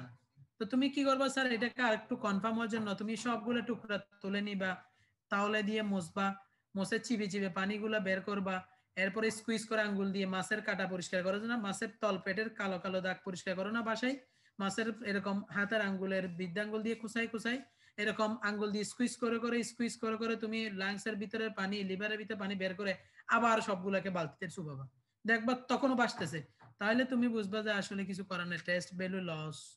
এরকম করার পর যদি দেখো যে না এবার লিভার ডুবে গেছে, ঠিকই লাংস ফুলে আছে, তার মানে এটা আগে জীবিত ছিল, লাং এক্সপ্যান্ড করছে, এখন লিভারটা ডুবে গেছে। এইটা হচ্ছে হাইড্রোস্ট্যাটিক টেস্টের একটা নরমাল প্রসিডিওর, আমরা এগুলো জানার দরকার নেই। আমরা শুধু এতটুকু জানবো যে হাইড্রোস্ট্যাটিক টেস্টে আমরা লাংসটাকে কেটে এনে বালতিতে দিব, বালতিতে বেশি থাকলে এক্সপ্যান্ডেড, এনে হচ্ছে দুনিয়ায় এসে শ্বাস নিছে, জীবিত বাচ্চা কেউ মেরে ফেলছে। আর হচ্ছে স্যার যদি এটা না বাসে ডুবে যায় তাহলে সেটা মায়ের পেটেই মারা গেছে। Is it clear? বেসিক হতে এতটুকু, এতটুকু বুঝতে পারছো? জি স্যার। জি স্যার। আচ্ছা, এখন আসো এই টেস্টের কিছু ফ্যালাসি আছে, মানে দুর্বলতা, উইকনেস। তোমরা এখন যে করোনা মহামারী চলছে, এটা নাম হলো কোভিড-19। এই কোভিড-19 এর এখন একমাত্র টেস্টের নাম কি? কনফার্মেটরি টেস্টের নাম কি? PCR. RTPCR. RTPCR. RTPCR, very good. হ্যাঁ প্রমিতর, গুড। আরটিপিসিআর, এই আরটিপিসিআর এর কিন্তু কিছু ফ্যালাসি আছে। প্রত্যেকটা টেস্টের কিন্তু কিছু ফ্যালাসি থাকে, কারণ কোনো টেস্টই 100% না। প্রশ্ন আসতে পারে, বলতে পারো যে কি রকম স্যার? মানে হচ্ছে আরটিপিসিআর এর কোভিড-19 যে নাকের ভিতর মুখের ভিতর থেকে স্যাম্পল নিয়ে আমরা পজিটিভ নেগেটিভ বলতেছি, আরটিপিসিআর এর নেগেটিভ সাইড হলো প্রায় 33%, কোথাও কোথাও বলা হচ্ছে আরো বেশি, 33% কেসে ফলস নেগেটিভ আসে। অর্থাৎ 100টা যদি টেস্ট করো 33টা কেসে ফলস নেগেটিভ হতে পারে। What do you mean by false negative? False, মিথ্যা, নেগেটিভ মানে নেগেটিভ। তাহলে নেগেটিভ এক মনে করো তুমি টেস্ট করলা, টেস্ট করার পরে তুমি আসছো নেগেটিভ, আই এম নেগেটিভ বলে লাফালাফি করলে লাভ নেই, কারণ তোমার তো লক্ষণ আছে, জ্বর আছে, সর্দি আছে, গলা ব্যথা আছে, নাকে ঘ্রাণ শক্তি নাই, ডায়রিয়া হচ্ছে, তো তোমার তো লক্ষণ সব আছে, শ্বাসকষ্ট হচ্ছে, কিন্তু তুমি দেখলা স্যাম্পল নেগেটিভ, তুমি খুশি হয়ে লাভ নাই, কারণ হচ্ছে এটা না ফলস নেগেটিভ, নেগেটিভটা মিথ্যা। তুমি ওই 33 জনের ভিতর ঢুকে গেছো, ভাইরাসকে ডিটেক্ট করতে পারে নাই আরটিপিসিআর, কিন্তু তুমি ভাইরাস নিয়ে আসো, তাহলে কি এই টেস্টটা কি 100% পজিটিভ মানে ইয়া হলো, কনফার্মেটরি হলো? হলো না, বাট মন্দের ভালো, কিচ্ছু করার নাই। তুমি বলতে পারো স্যার তাহলে এটা সুবিধা কি? সুবিধা একটাই, যে সুবিধা হলো যদি পজিটিভ আসে এটা আসলেই positive, 100% positive, 100% confirm. False positive বলে এখানে কোনো পজিটিভ কথা নাই, মানে পজিটিভ আসার পর এটা কি মিথ্যা হইতে পারে না। আরটিপিসিআর কোভিড টেস্ট যার পজিটিভ আসছে 100% এটা পজিটিভ, কোনো সন্দেহ নেই। এটাই হলো সুবিধা। পজিটিভ যা যা কেস গভর্নমেন্ট পাচ্ছে, তুমি পাচ্ছ, রেজাল্ট পাচ্ছ, পার্সোনালি রোগী পাচ্ছে, সবই 100%। কিন্তু যেগুলো নেগেটিভ আছে বরং সেগুলাই সন্দেহজনক, যেগুলোর ভিতরে 33 জনের ভিতরে কেউ আছে কিনা, সে না হলে তো নেগেটিভ হয়েছে, লক্ষণ আছে, দিব্য অফিস করতেছে, ঘুরতেছে, তোমাকে কিছু দিয়ে দিল, তো তোমার টেস্ট এবার পজিটিভ চলে আসলাম, কিচ্ছু করার নাই। আরটিপিসিআর এর এরকম ফলস নেগেটিভ অর্থাৎ ফ্যালাসি কিছু থাকে, কিন্তু মন্দের ভালো হিসেবে এটাই আমরা করছি। এখন তুমি বলতে পারছো হাইড্রোস্ট্যাটিক টেস্টের আবার কি ফ্যালাসি? হাইড্রোস্ট্যাটিক টেস্টের ফ্যালাসি হলো, আমরা এটার বেসিক কি বলছি? বেসিক হচ্ছে বালতিতে চুবাবো ডুবে যাবে, তার মানে এটা এক্সপ্যান্ড করে নাই, মারা গেছে বাচ্চা আগেই। আর আরেকটা বেসিক কথা স্যার, এটা যদি স্পেস ইউটে লাংস, স্যার এটা হচ্ছে যে ভিতরে এক্সপ্যান্ডেড অ্যালভিওলাই, স্যার শ্বাস নিছে, তার বাচ্চা জীবিত ছিল, কেউ মেরে ফেলছে। প্রশ্ন হচ্ছে সব সময় কি এরকম হয়? না। দিস ইজ কল্ড ফ্যালাসি, অসুবিধা, ডিসঅ্যাডভান্টেজ অফ দিস টেস্ট। এই যে বলতেছে, বলা হচ্ছে অনেক সময় এক্সপ্যান্ডেড লাং, অর্থাৎ দুনিয়ায় বাচ্চা বেঁচে ছিল, শ্বাস নিছে, লাং বড় হয়েছে, লাং ফুলছে, কিন্তু ডুবাইছে, বুট করে ডুবে গেছে, তাহলে কি তুমি বলবা যে বাচ্চা আগে মরছে, এর কেউ মারে নাই? তাহলে একটা বিশাল ডিসিশন চেঞ্জ হয়ে যাচ্ছে। এরকম স্যার কোন কোন ডিজিজে হতে পারে? খুবই প্রিয় কোয়েশ্চেন স্যারদের, যে বলো তো বাবা হাইড্রোস্ট্যাটিক টেস্টে লাং ডুবে যেতে পারে কিনা এক্সপ্যান্ড করার পরও? হ্যাঁ স্যার। বলো কেন? স্যার কিছু ডিজিজে। কি ডিজিজ? স্যার অ্যাকিউট ইডিমা, আর স্যার নিউমোনিয়া, আর স্যার কনজেনিটাল সিফিলিস, আর স্যার অ্যাটালেক্টেসিস, এরকম আর আর যা যা আছে এগুলো তুমি একটু বলবা, ঠিক আছে? যেমন এই যে এগুলা স্যার ডিজিজের কারণে অ্যাকিউট ইডিমা, নিউমোনিয়া, অ্যাটালেক্টেসিস, এগুলা তুমি বলবা, জাস্ট টুকটাক 3-4টা পয়েন্ট বলতে পারলে স্যাররা খুবই খুশি হয়ে যাবে। এবার স্যার বলতে পারে আচ্ছা বাবা, এখন মনে করো বাচ্চাটা মারাই গেছিল, লাংটা এক্সপ্যান্ড করে নাই, দুনিয়া এসে শ্বাস নেয়, তো সেটা কি বেশি থাকতে পারে? হ্যাঁ স্যার বাঁচতে পারে। এটাই তো স্যার, তাহলে ডিসিশন চেঞ্জ হয়ে যাবে। হ্যাঁ স্যার হতে পারে। তাহলে বাবা বলো তো কোন কোন ক্ষেত্রে এরকম ভুল হতে পারে? লাং এক্সপান্ডেড হয় নাই, বাচ্চা শ্বাস নেয় নাই, কিন্তু এটা বেশি আছে, পুরো ডিসিশন চেঞ্জ হয়ে যেতে পারে। খুবই খারাপ একটা ডিসঅ্যাডভান্টেজ। স্যার কেন? স্যার হয়তো অনেক দিনের পুরানো হয়ে গেছে, পচে গেছে, গ্যাস জমে গেছে, পুট্রিফ্যাকশন হয়ে পুট্রিফ্যাকটিভ গ্যাস জমে গেছে, এই জন্য বাঁচতেছে। আর্টিফিশিয়াল ইনফ্লেশন স্যার এমন হইতে পারে ট্রাকিয়ার অংশটাতে কেউ নল ঢুকায় পাম্প দিয়ে লাংসের অ্যালভিওলাই ফুলাই আনছে। Very interesting. আর্টিফিশিয়ালি এরকম সাকা পাম্প দেওয়ার মতো করে ফুলাই দেওয়া যায় অ্যালভিওলাইকে। তাহলে এরকম এক্সপান্ডেড করলে কিন্তু লাংস বাঁচতে পারে। তখন কিন্তু তুমি খেয়াল করবা ডিসিশন চেঞ্জ হতে পারে। তখন তুমি বলতে পারো যে স্যার তাইলে এক্ষেত্রে করণীয় কি? সোজা হিসাব, লাংসটাকে ছোট ছোট টুকরা করে ফেলবা। একটু আগে বলছি টুকরা করে টুকরাগুলোকে বৃদ্ধাঙ্গুল দিয়ে হাতে ভালো করে চেপে স্কুইজ করে বাতাস টাতাস যা আছে বের করে ফেলবা। এবার তুমি বালতিতে ছেড়ে দিবা। তুমি বলতে পারো তো স্যার আপনি তো বাতাস বের করে দিচ্ছেন আঙ্গুল দিয়ে, তো সেটা যদি এক্সপান্ডেড হয়, জীবিত থাকে, শ্বাস নেয়, তো স্যার আপনি নিজেই তো ভেঙে দিচ্ছেন। জি না, বি কেয়ারফুল এন্ড মাইন্ডেড। একটা লাংস যখন নিজে নিজে শ্বাস নিবে, এই লাংসের বাতাসগুলোকে বলা হয় টাইডাল এয়ার। ফিজিওলজিতে পড়ছো। এই টাইডাল ভলিউমের এয়ারগুলো কিন্তু যতই আঙ্গুল দিয়ে কুচাওয়ার কাটো বেরোবে না। কিন্তু আর্টিফিশিয়ালি কেউ যদি এখানে বাতাস ঢুকাই দেয় আর গ্যাস জমে, এটা কাটলে এবং স্কুইজ করলে বেরিয়ে যাবে। স্যার টুকরা করলেও বের হবে না? না, কিন্তু যেটা জীবিত বাচ্চা নিজে শ্বাস নিছে সেটা টাইডাল ইয়ার যেটা বলে নরমালি বডিতে থেকে যায় লাংসের অ্যালভিওলাই, সেটা আঙ্গুল দিয়ে স্কুইজ করলে বের হবে না। This is the confirmatory test. বুঝা গেছে?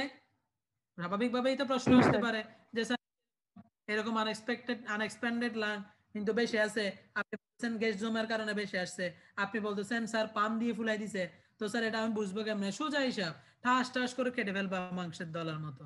কেটে এবার এগুলোকে 2 হাত দিয়ে ভালো করে চাপবা, চাপার পর আবার আঙ্গুল দিয়ে স্কুইজ করে করে ভিতর থেকে যা পারো বাতাস বের করে ফেলবা। এবার ছেড়ে দাও বালতিতে, দেখবা যে আস্তে করে বেশি উঠছে। তার মানে শিওর যে এটা বাচ্চা আগেই শ্বাস নিছে এবং সেটা বাচ্চার অ্যালভিওলাইয়ের ভিতর এমন ভাবে এটা আটকে আছে যেটাকে আমরা বলে থাকি টাইডাল ইয়ার, সেটা তো আর স্কুইজ করে বের করতে পারি নাই, এখন ঠিকই বাঁচতেছে। অথবা এমন হইতে পারে যে এখন আবার ডুবে গেছে, তার মানে বুঝলা যে কেউ ফুলাই দিছিল, আমি আঙ্গুল দিয়ে কেটে এবং হচ্ছে স্কুইজ করে বের করে দিছি, এখন আস্তে করে ডুবে গেছে। তার মানে টাইডাল ইয়ার নাই, লাং এক্সপান্ডই করে নাই, আর্টিফিশিয়াল গুলো বের করে দিছে আর ডুবে গেছে। পুরা ডিসিশন চেঞ্জ। ক্লিয়ার না ক্লিয়ার না বলো? কথা কি বোঝা যায় না বোঝা যায় না? ঘুমাচ্ছ নাকি সবাই? স্যার আর্টিফিশিয়ালি পাম্প দিলে তোমাদের টাইডাল ভলিউম বাড়বে না কেন? বাড়বে না তো, কারণ এটা তো স্যার যাবে, তো এটা তো লাংসে ঢুকতেছে। লাংসে তো ওভাবে তোমার সবগুলো অ্যালভিওলাইতে যাবে না, এগুলো সব ব্রঙ্কাইয়ে থাকবে, কিন্তু অ্যালভিওলাই পর্যন্ত যায় না। প্রিন্সিপাল বঙ্কাস, এই যে লোবার বঙ্কাস পর্যন্ত থাকবে আর কি, ব্রঙ্কিউল পর্যন্ত যাবে না। তো টাইডাল ইয়ার তো বেশিরভাগ ক্ষেত্রে অ্যালভিওলাই থাকে, অ্যালভিওলাই যায় না, কারণ এগুলো কলাপস করে যায়। ডেথ হলে কলাপস করে যায়, কথা বুঝছো? ডেথ হলে কলাপস করে যায়। তো এরকম বাতাস দিয়ে কতটুকু যাবে? ট্রাকিয়ার মাধ্যমে বা যেটা ব্রঙ্কাইয়ের মাধ্যমে, রাইট এবং লেফট প্রিন্সিপাল বঙ্কাস, এরপরে যাবে হচ্ছে তোমার লোবার বঙ্কাস, লোবিউলার বঙ্কিউল, বঙ্কাস পর্যন্ত যাবে। যে তো বঙ্কাস পর্যন্ত গেলে একটু বাসবে আর কি, বলে তুমি আস্তে করে চাপাচাপি দিলে এবং কাটাকুটি করে আঙ্গুল দিয়ে বের করে দিলে একবার টুস করে ডুবে গেছে। মানে এগুলো অ্যালভিওলাই গুলো কলাপস করে যায়, বুঝছো? অ্যালভিওলাই কিন্তু ওপেন থাকে না। না বুঝো নাই? বুঝছো? আর কারো কোয়েশ্চেন আছে এই জিনিসে? কনফিউশন? Okay fine. এখন আসো hydrostatic test is not necessary হয় না। কখন হাইড্রোস্ট্যাটিক টেস্টের প্রয়োজন হবে না, এটা আসলে আমাদের খুব বেশি দরকার নেই।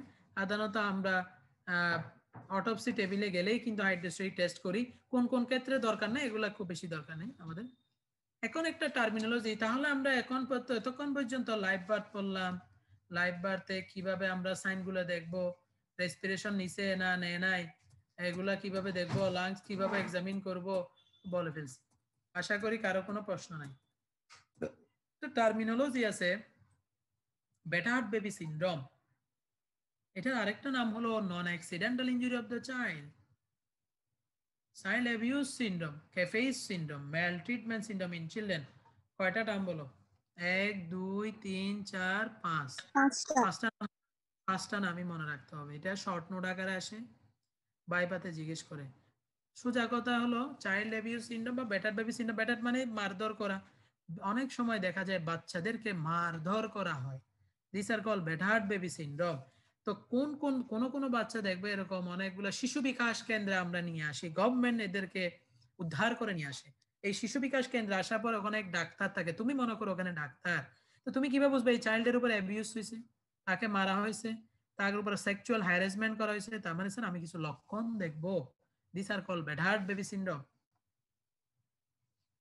রিপিটেটিভ, বারবার ফিজিক্যাল ইনজুরি, ফলে কি হলো, সেটা তার গার্জিয়ানের মাধ্যমে হতে পারে, সেটা তার প্যারেন্ট পিতা মাতার মাধ্যমে হতে পারে, অথবা কোনো থার্ড পার্টিকে যে বেছে দিছে ওই থার্ড পার্টি তাকে নিয়ে এভাবে ইউজ করতে পারে।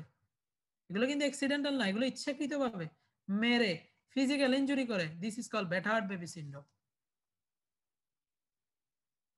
সেটা কিভাবে হতে পারে, সেটা ফিজিক্যাল ইনজুরি নাও হতে পারে। ফিজিক্যাল ইনজুরি না দিয়ে কিভাবে হতে পারে, আমি খাওয়া না দিয়ে করতে পারি, শুকাই শুকাই মারবো, তেলে মারবো, পানিতে মারবো, ভাতে মারবো, যত্ন না নিয়ে ঠান্ডা ইস্তেবাই পানিতে চুবাই মারতে পারি, ভালোবাসা না দিয়ে আদর যত্ন না দিয়ে তিলে তিলে মেরে ফেলতে পারি। এরকমও হতে পারে ফিজিক্যাল ইনজুরি গুলা। প্রথম কথা হলো যে স্যার কিভাবে এই লক্ষণগুলো দেখা যাবে, কি কি পাবো আমরা। এই যে ফিচার গুলো আমরা পাবো, this are call classical feature of battered baby syndrome. সেটা কি, খুব সুন্দর করে লেখা আছে দেখো। Classical feature of syndrome are obvious discrepancy between the nature of the injury and explanation offered by the parents. Delay between injury and medical attention, which cannot be explained. Constant feature is repetition of injuries at different dates, often progressing from minor to more severe.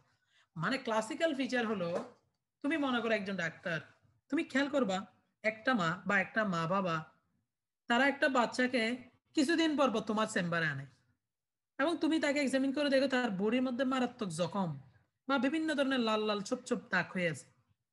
আচ্ছা treatment দিয়ে দিলা, ওনারা বলতেছে বাচ্চা পড়ে গেছিল বাথরুমে খেলতে গিয়ে বা বাইরে খেলতে গিয়ে। আচ্ছা তুমি ট্রিটমেন্ট দিলা, তুমি দেখলে ঠিক আবার এক সপ্তাহ পরে আসছে সেম অন্যান্য জায়গায় আঘাত নেই, আবার কি এবার বলতেছে ক্রিকেট খেলতে গিয়ে আঘাতপ্রাপ্ত হয়েছে। আচ্ছা এবারও ট্রিটমেন্ট দিলা। এভাবে যখন দেখবা যে খেয়াল করবা একটা কাপল তাদের বাচ্চাটাকে রিপিটেডলি একটা নির্দিষ্ট টাইম পর পর আনতেছে এবং বিভিন্ন জায়গায় ইনজুরি নিয়ে আনতেছে এবং একবার এক এক ধরনের অজুহাত দিচ্ছে, তার মানে তোমাকে বুঝতে আর দেরি হবে না যে এটা ডেফিনেটলি বাচ্চাটাকে অ্যাবিউজ করতেছে, একে মারতেছে তারা। হয় সে কাজের বুয়া হতে পারে, না হয় নিজেদের বাচ্চা হতে পারে, না হয় দত্তক নেওয়া বাচ্চা হতে পারে, না হয় কোনো থার্ড পার্টি থেকে কেনা বাচ্চা হতে পারে। Is it clear what is classical feature of battered baby syndrome? বুঝা গেছে? ভিন্ন ভিন্ন দিনে ভিন্ন ভিন্ন অজুহাতে বাচ্চারাকে নিয়ে আসবে তার মা বাবা গার্জিয়ান বা অন্য কেউ, এবং ডে বাই ডে দেখবা যে তার ইনজুরি গুলো বাড়তেছে, লাইফ থ্রেটেনিং হয়ে যাচ্ছে। এমন হতে পারে ইনফেকশন পুরো শরীরে, এমন হতে পারে কোনোদিন মেরে আনছে এর পরের দিন পা পুড়ে আনছে, আগুন জ্বালাই দিয়ে কেরোসিন দিয়ে আগুন জ্বালাই দিয়ে পুরো পুড়ে আনছে, বলতেছে রান্না করতে গিয়ে গরম পানি পড়ছে। তখন তোমাকে বুঝে ফেলতে হবে যে হায় রে তো অত্যাচার চলতেছে। Draw the attention of the police, be careful, this is the classical feature. বেশিরভাগ ক্ষেত্রে ছোট বাচ্চা 3 বছরের নিচেদের এবং পুরুষ বাচ্চাদের ক্ষেত্রে এই অত্যাচারগুলো বেশি হয়। এটা লতে বলতেছে আর কি বিভিন্ন জায়গায়, কিন্তু মেয়েদের আরো বেশি হয়। ঠিক আছে, এখানে একটা টার্ম আছে দেখো, ইনফ্যান্টাইল হুইপ্লাশ সিনড্রোম। সেটা হচ্ছে ইনফ্যান্টাইল হুইপ্লাশ সিনড্রোম হচ্ছে, অনেক সময় তোমরা খেয়াল করছো কিনা, খুব দ্রুত অনেকদিন পর যখন একটা বাচ্চা ডেলিভারি হয় কারো আত্মীয় স্বজনের মধ্যে ফ্যামিলিতে প্রথম বাচ্চা আসে, তখন সবাই আদর করে। এমন হইতে পারে যে আদর করে রোদ পোহাচ্ছে শীতের দিন, তেল তুল মেখে দিছে বাচ্চাকে, রোদের ওখানে বসে আছে, আদর করতে করতে বাচ্চাকে মাথায় নিছে, মাথায় নিয়ে আবার সমানে ঘুরতেছে। হ্যাঁ, এবং এমনকি এমন হয় যে অনেক সময় আমরা একটু কোলে নিয়ে 2 হাতে তার শোল্ডার ধরে জাকাই, এ বাবু কেমন আছে কেমন আছে, এরকম করে কাঁদে না হাসে না, মানে কি বলে আনন্দের শেষ নাই। এই যে এরকম শেকিং করা, বাচ্চাকে কোলে নিয়ে ঝাঁকুনি দেয়া, মাথায় নিয়ে ঘুরানো, এতে যেটা হবে বাচ্চার হ্যামোরেজ হতে পারে, ব্রেইনে হ্যামাটোমা হতে পারে, ব্রেন ইনজুরি হতে পারে। কারণ বাচ্চার তো হ্যামোরেজ হবে কারণ তার ব্রেন এখনো ভাবে শক্ত হয় নাই, স্কাল বোন গুলা ফিউজ হয় নাই। তুমি এভাবে ধরে ধরে যে তাকে শেকিং করতেছো, আদর করতেছো, তার তো ব্রেনটা বাড়ি খাচ্ছে ভিতরে। This is call infantile whiplash syndrome. হঠাৎ করে দেখা গেছে এক সপ্তাহ পরে এই বাচ্চাকে তোমার কাছে আনছে, তুমি দেখতেছো বাচ্চা নড়ে না, বাচ্চার রিফ্লেক্স কম, খাচ্ছে না, লেথার্জি হয়ে গেছে, কাঁদে না, মুভমেন্ট কম। তুমি একটা বুঝতেছো যে নিস্তে মানে তার জ্বর নাই, সর্দি নাই, এসফেক্সিয়া নাই, সিটি স্ক্যান দিলা, দেখলা ভিতরে হ্যামোরেজ, ব্রেন ইনজুরি। জিজ্ঞেস করলো আপনারা কি বাচ্চাকে নিয়ে জাগাইছেন? বলবো যে হ্যাঁ আমি রেগুলার তো বাচ্চাকে আদর করি, আমরা উপরে এভাবে মেলা দিয়ে আবার কুলে নিই, আমরা তাকে এভাবে উপর তুলি ঝাঁকাই, মাথায় নিয়ে ঘুরি, আমার দাদু আছে উনি আদর করে, নাতনি পেয়ে নাতনি পেয়ে শেষ দিছে শেষ করে। This is call infantile whiplash syndrome. এটা মাঝে মাঝে ভালো স্টুডেন্টদেরকে আমরা জিজ্ঞেস করি এই ইনফ্যান্টাইল হুইপলার সিনড্রোমটা বলো তো বাবা কি। সো বাচ্চা কোলে নিলে, বাচ্চা আদর করার ক্ষেত্রে বি কেয়ারফুল, অতি মাত্রায় আদর বাচ্চার বিপদ ডেকে আনতে পারে। আরেকটা টার্মিনোলজি আছে মানসুসান সিনড্রোম, খুবই ইন্টারেস্টিং, মুৎসুদ্দি স্যারের বানানটা শিখবা। মানসুসান সিনড্রোম, ফেজনিং ইলনেস অর ইনজুরি, মিথ্যা অসুস্থতা নিয়ে আসবে, মিথ্যা কিছু দাগ এবং ইনজুরি নিয়ে আসবে, এবং এই যে মিথ্যা দাগ এবং ইনজুরি গুলো নিয়ে এসে হসপিটালে আসবে বারবার, আননেসেসারি ইনভেস্টিগেশন এবং ট্রিটমেন্ট করবে।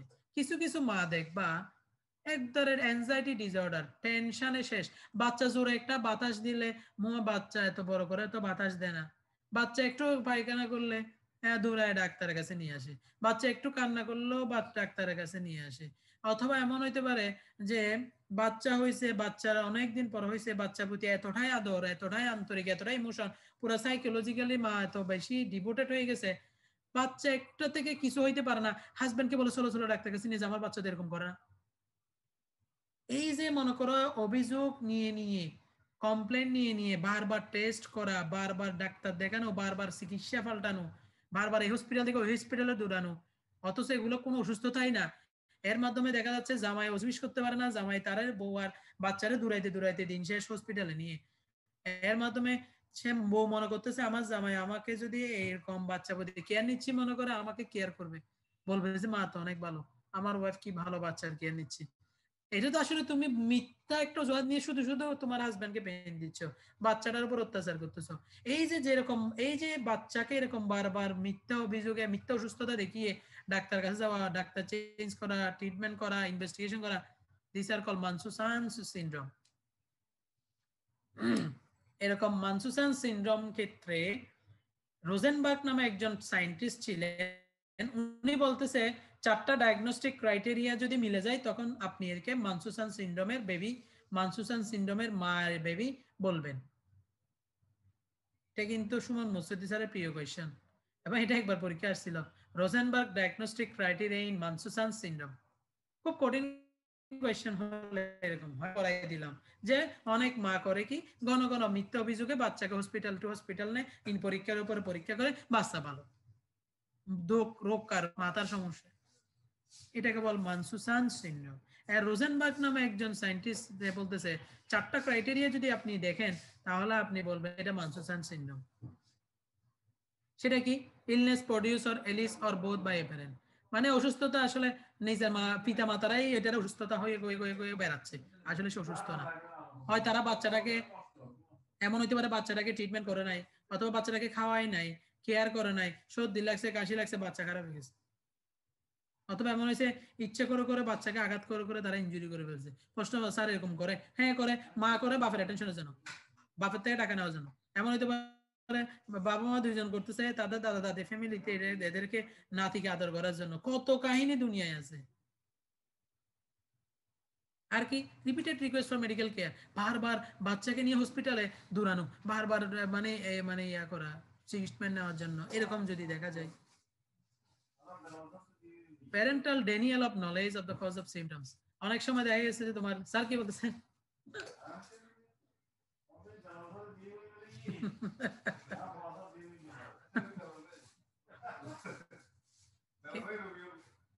রবিউল কি খবর?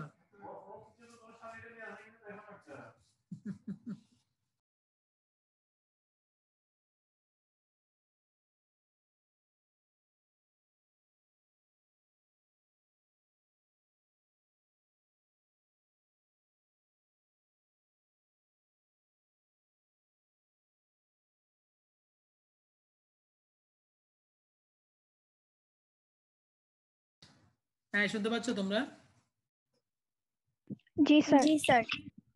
ওকে, তো এই 4টা ক্রাইটেরিয়ার মধ্যে যদি আমরা কোনো কারণে কোনো একটা পেশেন্টকে, তার মাকে ডায়াগনোসিস করে ফেলতে পারি যেই রোগী আমার কাছে গত 1 বছর ধরে খালি বারবার মিথ্যা অভিযোগ নিয়ে বাচ্চা একটা আমি দেখতেছি এক্সাম করে ঠিক বাচ্চা মায়ের সমস্যা খালি বারবার আনে এই সমস্যা ওই সমস্যা এক একদিন একটা আর আমি যেগুলো কেয়ার নিতে বলে এগুলো নেয় না এগুলো অবহেলা করে এগুলো মাথায় রাখে না ঠিক 2 দিন পর আবার এগুলো সমস্যা নিয়ে আসে সিমটম চলে যাওয়ার পরে আবার একইভাবে দেখা যাচ্ছে যে তোমার আবার আসতেছে এই 4টা criteria Rosenberg diagnostic criteria this are call Munchausen's syndrome একটু মুখস্থ করে ফেলবো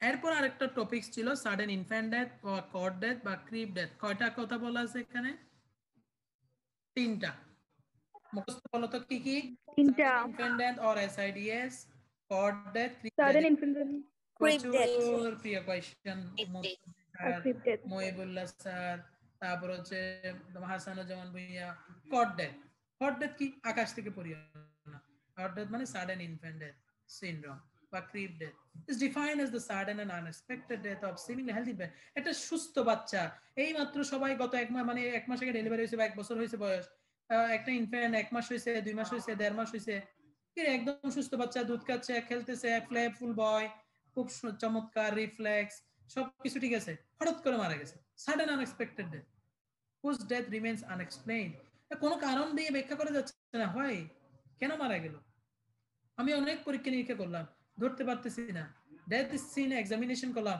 মারা গেছে রুমটা দেখলাম এখানে এমন কিছু ছিল না যে সে মারা যেতে পারে ক্লিনিক্যাল হিস্ট্রি মায়ের থেকে হিস্ট্রি নিলাম আত্মীয় স্বজন থেকে হিস্ট্রি নিলাম ডেলিভারি কিভাবে হয়েছে সেটা হিস্ট্রি নিলাম না কোনো কারণ খুঁজে পাচ্ছি না কমপ্লিট অটোপসিও করলাম অটোপসিও কোনো ফাইন্ডিংস নেই তাহলে এই ধরনের ডেথকে বলা হবে sudden infant death syndrome or cot death or crib death very devastating দুঃখজনক ঘটনা মা বাবাদের জন্য আমার শান্তশিষ্ট প্লেফুল বাচ্চা এরকম হঠাৎ করে মারা গেল পরীক্ষা নিরীক্ষা করলাম ডাক্তার দেখাচ্ছি এমনকি অটোপসি করেও পর্যন্ত আমি কি কোনো কারণ খুঁজে পাচ্ছি না ডেফিনেশনটা একদম মুখস্থ রাখতে হবে এটা শর্ট নোট আসবেই অস্পিতা আসবেই সাদের প্রিয় question what is cot death একটা sudden death unexpected death healthy infant যদিও তার কারণ খুঁজে পাওয়া যাবে না proper investigation death scene examination clinical history and complete autopsy very important প্রশ্ন আসতে পারে এইরকম সাডেন ডেথের বাচ্চাগুলো কেমন ডেথ রেট বলা হচ্ছে 0.6 per 1000 লাইফ বার্থ হাজারে 0.6 এই যে পার্সেন্টেজটা এটা আমরা পরীক্ষায় জিজ্ঞেস করি খুব কম কিন্তু হয়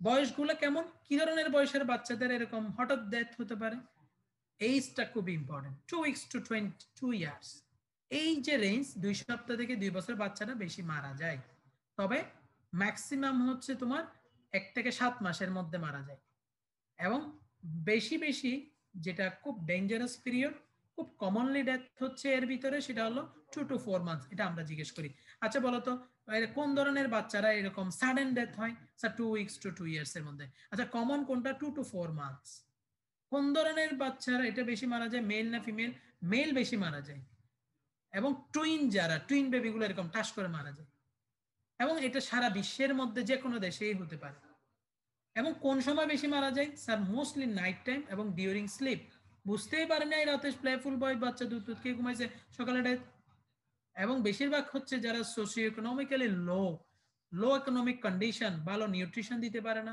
কেয়ার নিতে পারে না এই সমস্ত বাচ্চাগুলো বেশি মারা যায় এবং যাদের মায়েরা সিগারেট স্মোকিং করে ড্রাগ অ্যাবিউজ করে ডিউরিং প্রেগন্যান্সি তাদের এরকম রিস্ক বেশি হয়ে যায় so it's a very alarming feature for modern culture যারা ওয়েস্টার্ন কালচারের বেবি মায়েরা এবং আমাদের দেশে যারা বেশি ultra modern be careful pregnancy অবস্থায় যদি কেউ ড্রাগ অ্যাবিউজ করে সিগারেট স্মোকিং করে এদের কিন্তু এরকম বাচ্চা সাডেন কার্ড ডেথ হতে পারে তাহলে কি কি পাচ্ছি কর্ড ডেথের মধ্যে আমরা বলতেছি এটার ইনসিডেন্স হচ্ছে 0.6 per 1000 লাইফ বার্থ এভারেজ হলো 2 weeks to 2 years হলো রেঞ্জ পিক হলো 2 to 4 মান্থস মেইলের বাচ্চা বেশি মারা যায় টুইন বাচ্চা বেশি মারা যায় সব সারা দুনিয়ায় এটা হয় এবং বেশিরভাগ নাইট টাইমে ঘুমের মধ্যে মারা যায় বেশি যাদের ইকোনমিক কন্ডিশন কম এই সমস্ত কন্ডিশনে বেশি এবং ভেরি ইন্টারেস্টিং একটা risk factor cigarette smoking and drug abuse during pregnancy of mother ঠিক আছে this are all for today's lecture.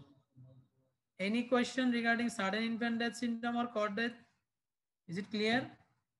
Yes, sir. জি স্যার আশা করি এরকম কারো বাচ্চা যদি মারা যায় ঘুমের মধ্যে, হ্যাঁ, যেন আনসার দিতে পারি যে এটা মেবি কট ডেথ।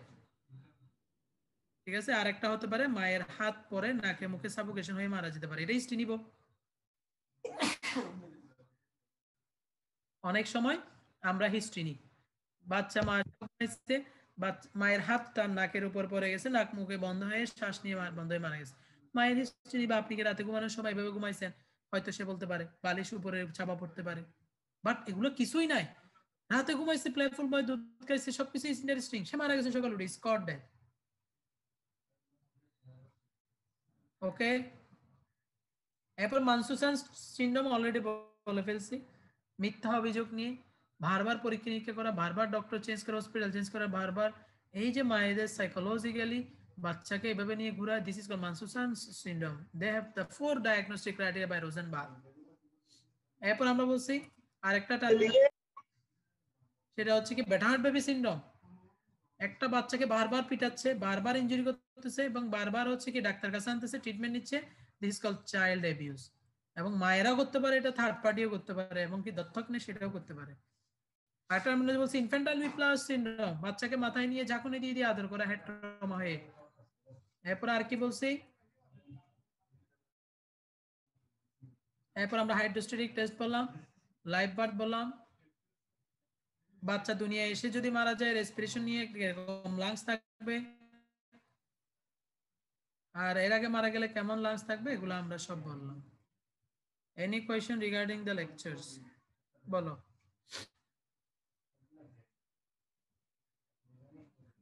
বলো, আরো কোয়েশ্চেন আছে? মহিউদ্দিন একটা কাগজ দাও। Any question?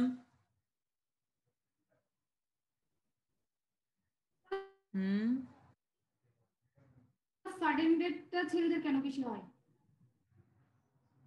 এটা আসলে ডাটা আর কি, সাডেন ইনফ্যান্ট ডেথটা সাডেন ইনফ্যান্ট মেলের কেন বেশি, এটা আসলে ডাটা আর কি, এগুলো তো কোনো ধরনের কারণ খুঁজে পাওয়া যায় না।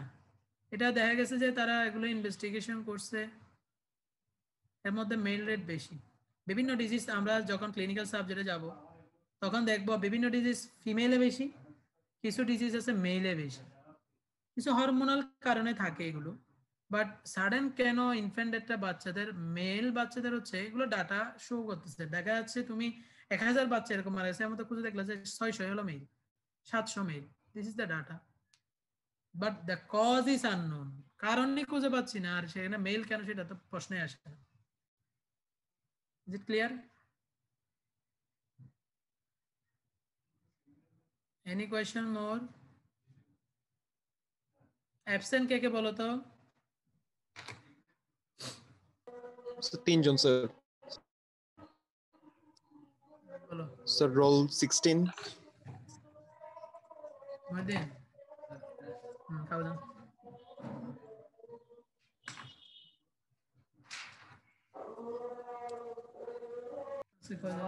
স্যার বেরোবার কি কেন? রোল 16 আর রোল 37 আর স্যার 47। আজকে হলো কয় তারিখ? আজকে হলো 26।